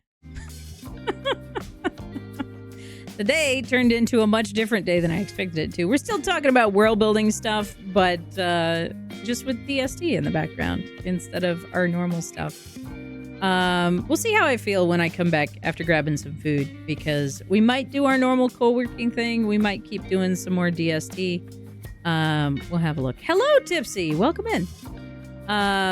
This is what this week looks like. We've got Jackbox over on the 18 Plus Discord later this evening. Tomorrow we've got more of my first play of Baldur's Gate 3. We're in Act 2 right now.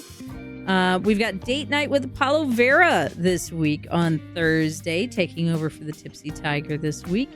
I have 2 games with Dusk Fen on Friday and Saturday, and we've got Sword Art Online in the morning on Saturday, and Saturday afternoon Cartoon Block with Apollo Vera Saturday afternoon. So that's a little look at what we got going on this week. Thank you again to World Anvil for the sponsorship, helping me make ends meet and pay my rent and other utility bills. I greatly appreciate their support and all of your support to help keep me here on a regular basis.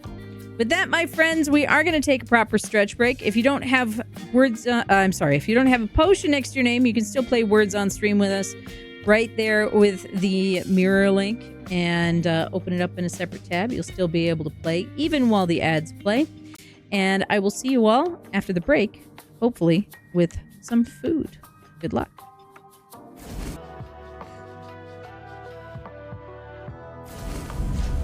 Welcome back, everybody. I hope you got yourselves a good stretch break.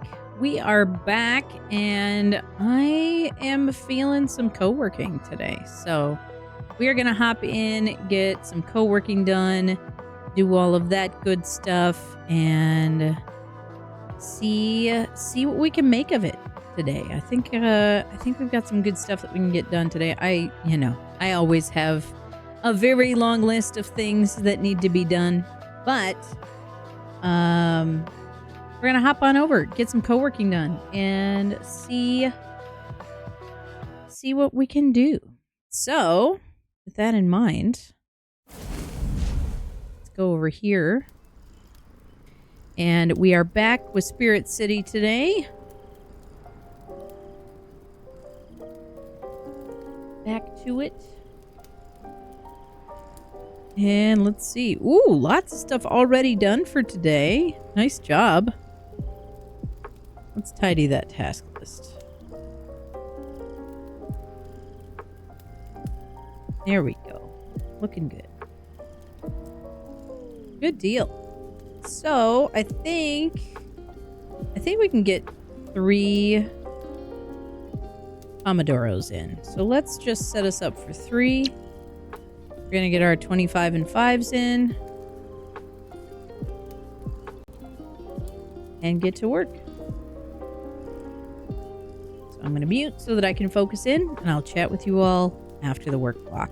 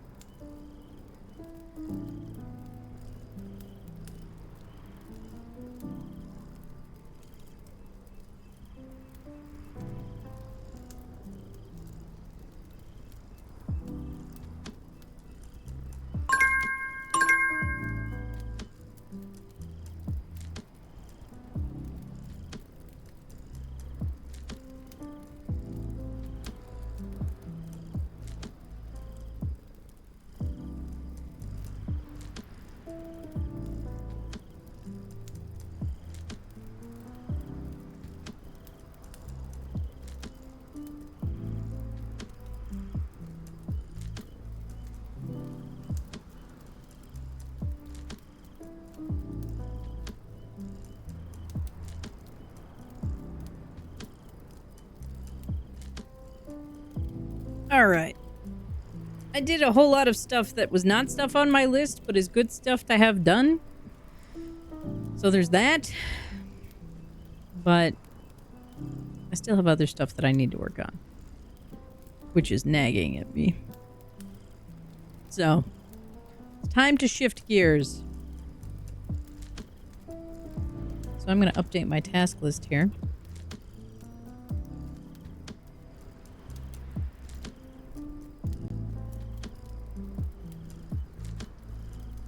which is going to be good.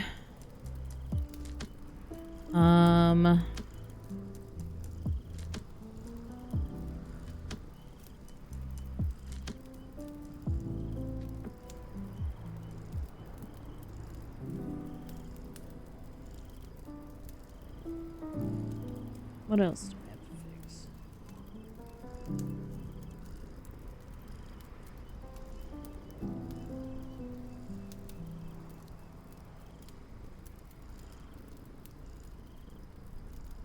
Yeah, the tarot encounter is from yesterday, Tipsy.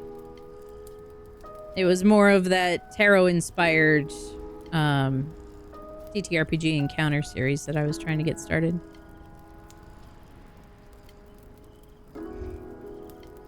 It's not taking off particularly well because I have too many things on my plate. Trying to get it done is challenging. But we'll get some other things done. We'll get some other things done. Trying to figure out... Actually, a bunch of this I can probably build into the adventure side of World Anvil, which will mean that I have less that I have to build later, or I can at least seed a bunch of stuff that I can build out and flesh out later.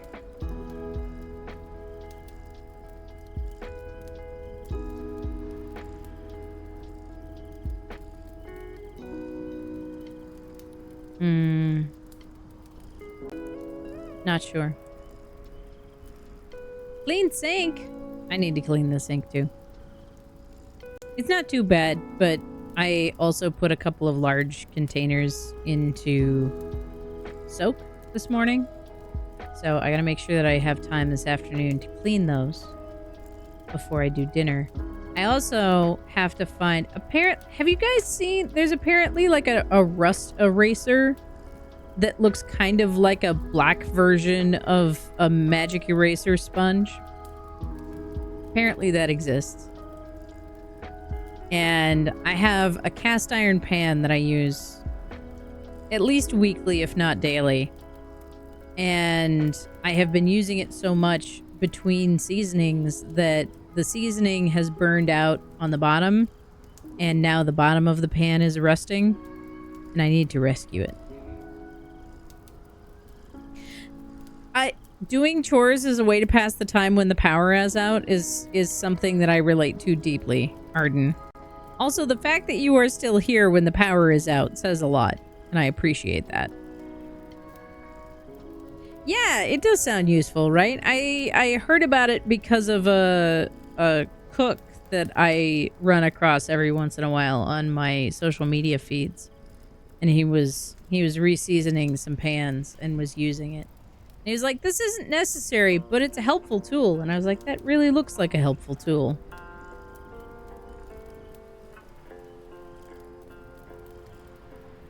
It looks neat. It is literally called a rust eraser. And it's available, of course, from Lodge. Which, if you don't know, Lodge is a very well-known and long-established cast iron company. If you are not familiar. I do love that I can get it from the outdoors store. That's very funny to me. There is also apparently a version available from AliExpress, though this looks like a much different product. Similar, but different. All right, that was our timer. Let's get back to work.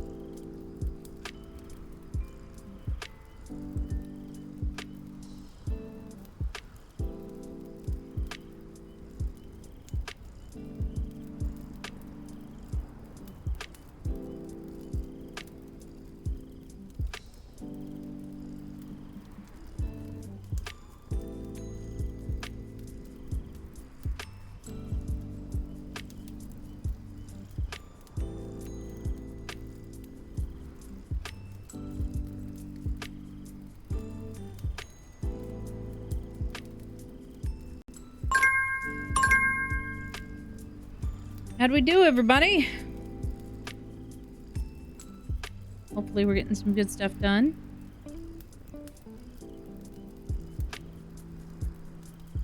I am making some progress.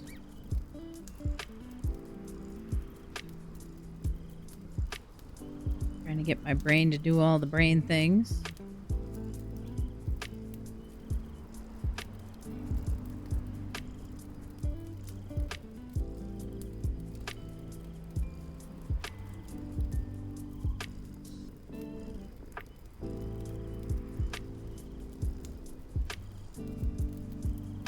We're getting there, a little bit at a time.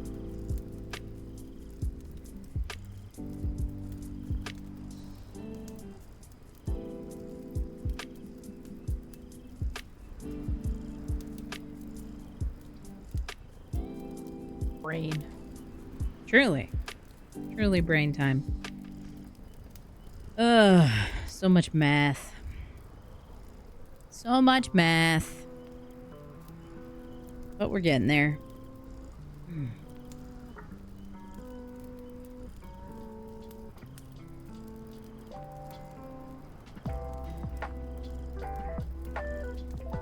This is not quite where I want it to be, but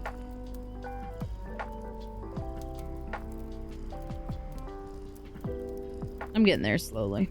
A little bit at a time. I have a ton of paperwork to do, though, which is probably going to fill all of my post-stream time. But that's okay.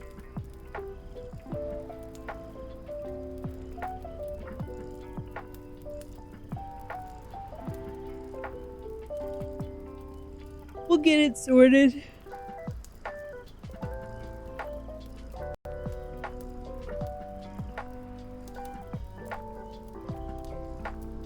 Okay.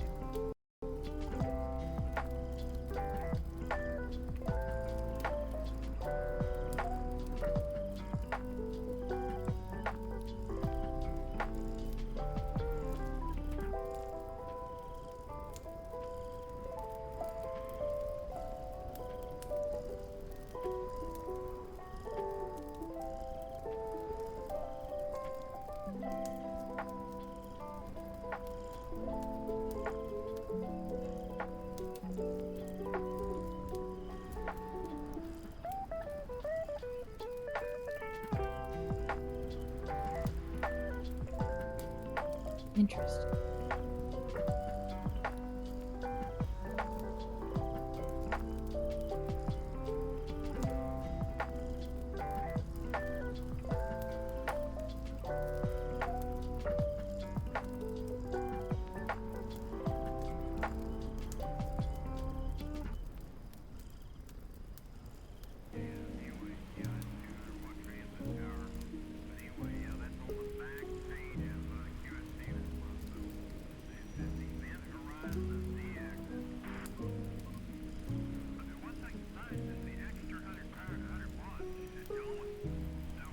Alright. Just a little bit of weirdness every once in a while. Keeps you on your toes, right? This is fine. This is fine. Silliness.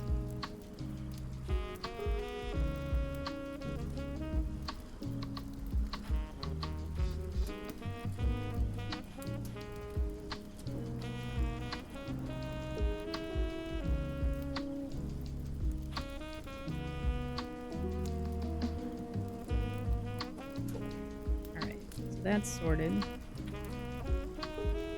That should be good.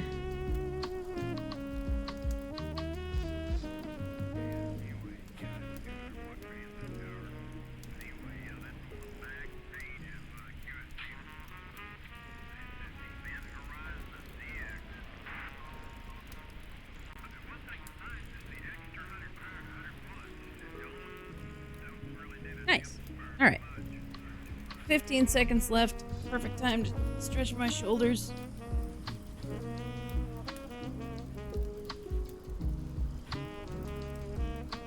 Move my eyes around a little bit. All right. One more. Let's do this.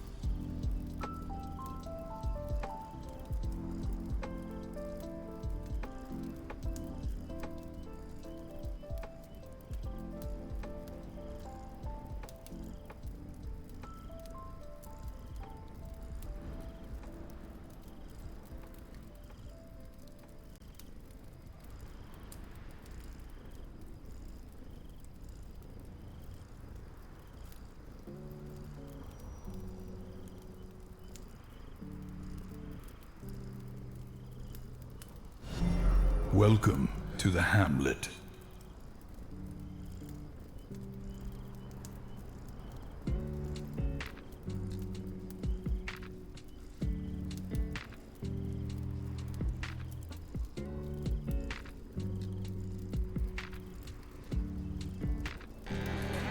Welcome, villager.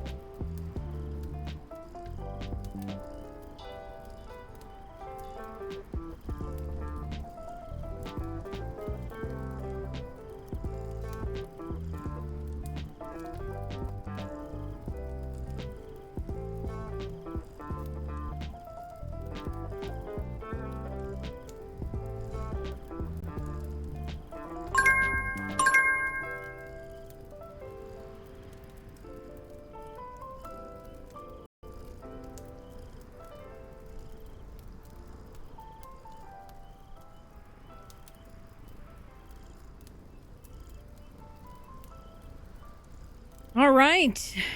There we are. Well, I did do something entirely unrelated.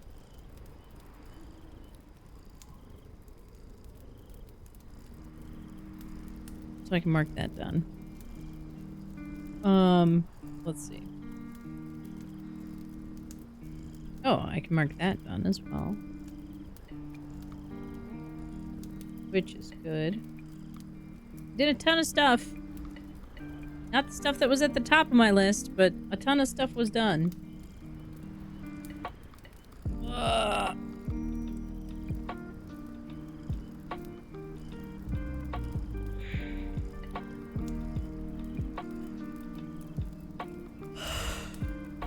What's been the thing that you're most proud of doing today? It could be a little thing, it could be a big thing. But I'd love to know what the thing that you're most proud of doing today is. I think for me, honestly, it's getting myself together enough that I could get food in my body this morning. This morning was rough for so many reasons. But just getting up and, like, going through the motions of making breakfast and doing that kind of stuff and helping my partner with some of their morning chores and things like that. Like, I'm really proud of myself for getting through that tough situation this morning and getting that stuff done, right? Because it's really easy to just kind of disregard that in a lot of ways and just let it fall to the wayside. And I didn't let myself do that today. And for that, I am really proud. Leak Prism says, I did a lot of phone calls. Phone calls are definitely something that's worth some personal pride. I am also proud of you for doing that because I freaking hate phone calls, especially when I have to do a bunch of them all in a row. Do not like. Do not like in any way.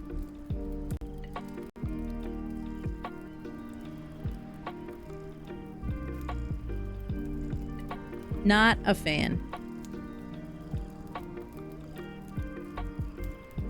But I'm very glad that you got those done. And I'm sure that having them behind you at the very least is preferred, right? Much better to not have those in front of you or hanging over your head anymore and instead be able to just know that they're done.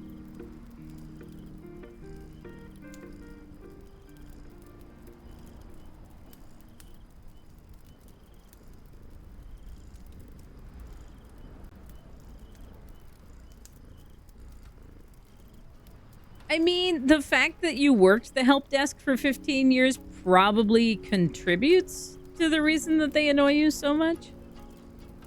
Rather than the other way around. Rather than desensitizing you. Right? It makes it worse instead of better.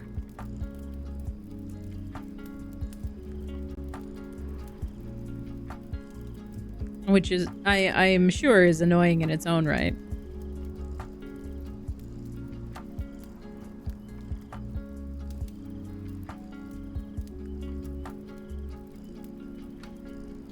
Ah, so it's a double chore. Take care, Big Grove Walker. Thanks for hanging out with us today. I appreciate it.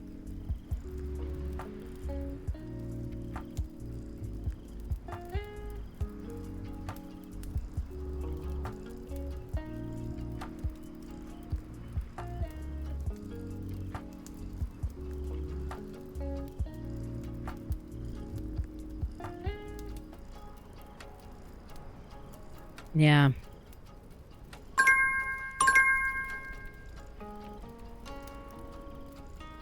Yeah, I don't know. I don't know. Lots of good stuff to be done. Go walk those big groves or be big in the regular sized groves. Yeah. One or the other. Whatever it might be.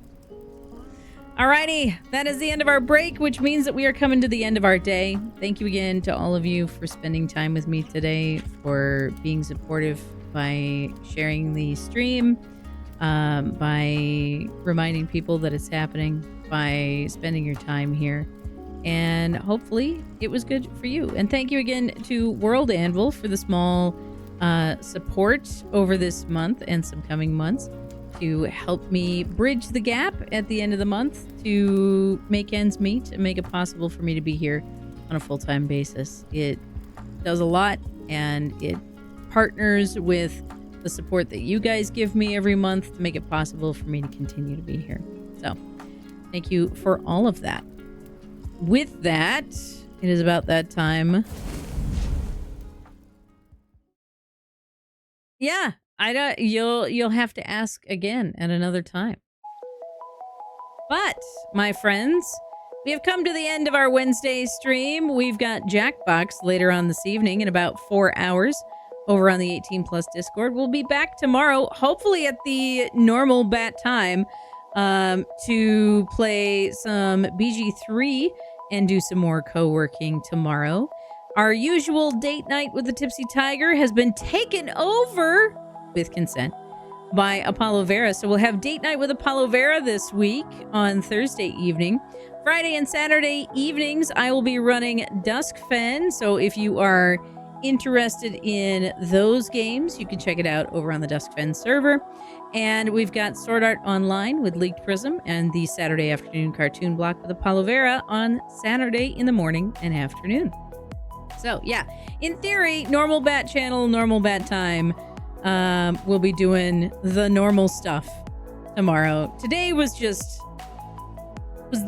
close to just being thrown in the bin, but I'm glad that I got to spend some time with all of you and share this space that we create together. It makes a lot of difference. So thank you guys so much. What else we got going on? Yeah, lots of questionable interactions, lots of confused communication in Sword Art Online, right? But I have a raid destination in mind for us today, so copy and paste those raid emotes. We're going to head on out and share some love with the wide world of Twitch today, and go hang out with Fawn and Games, who's playing some Palia. I was wondering about maybe getting into Palia again, checking out all of the new stuff that got added. They just added a new expansion, all kinds of stuff. Yes, Apollo's going to adopt a new pet during date night. What a time. And it's going to be good. So, we're going to go over, say hello to Fawn and all of the other lovely folks over there in their channel. And as always, my friends, thank you so much for being here. My name is Churney. These have been my adventures. I hope each and every one of you keeps adventuring as well. Take care of yourselves. Take care of each other. And I will catch you next time right here in Mountain Shade Village. Keep adventuring, everybody.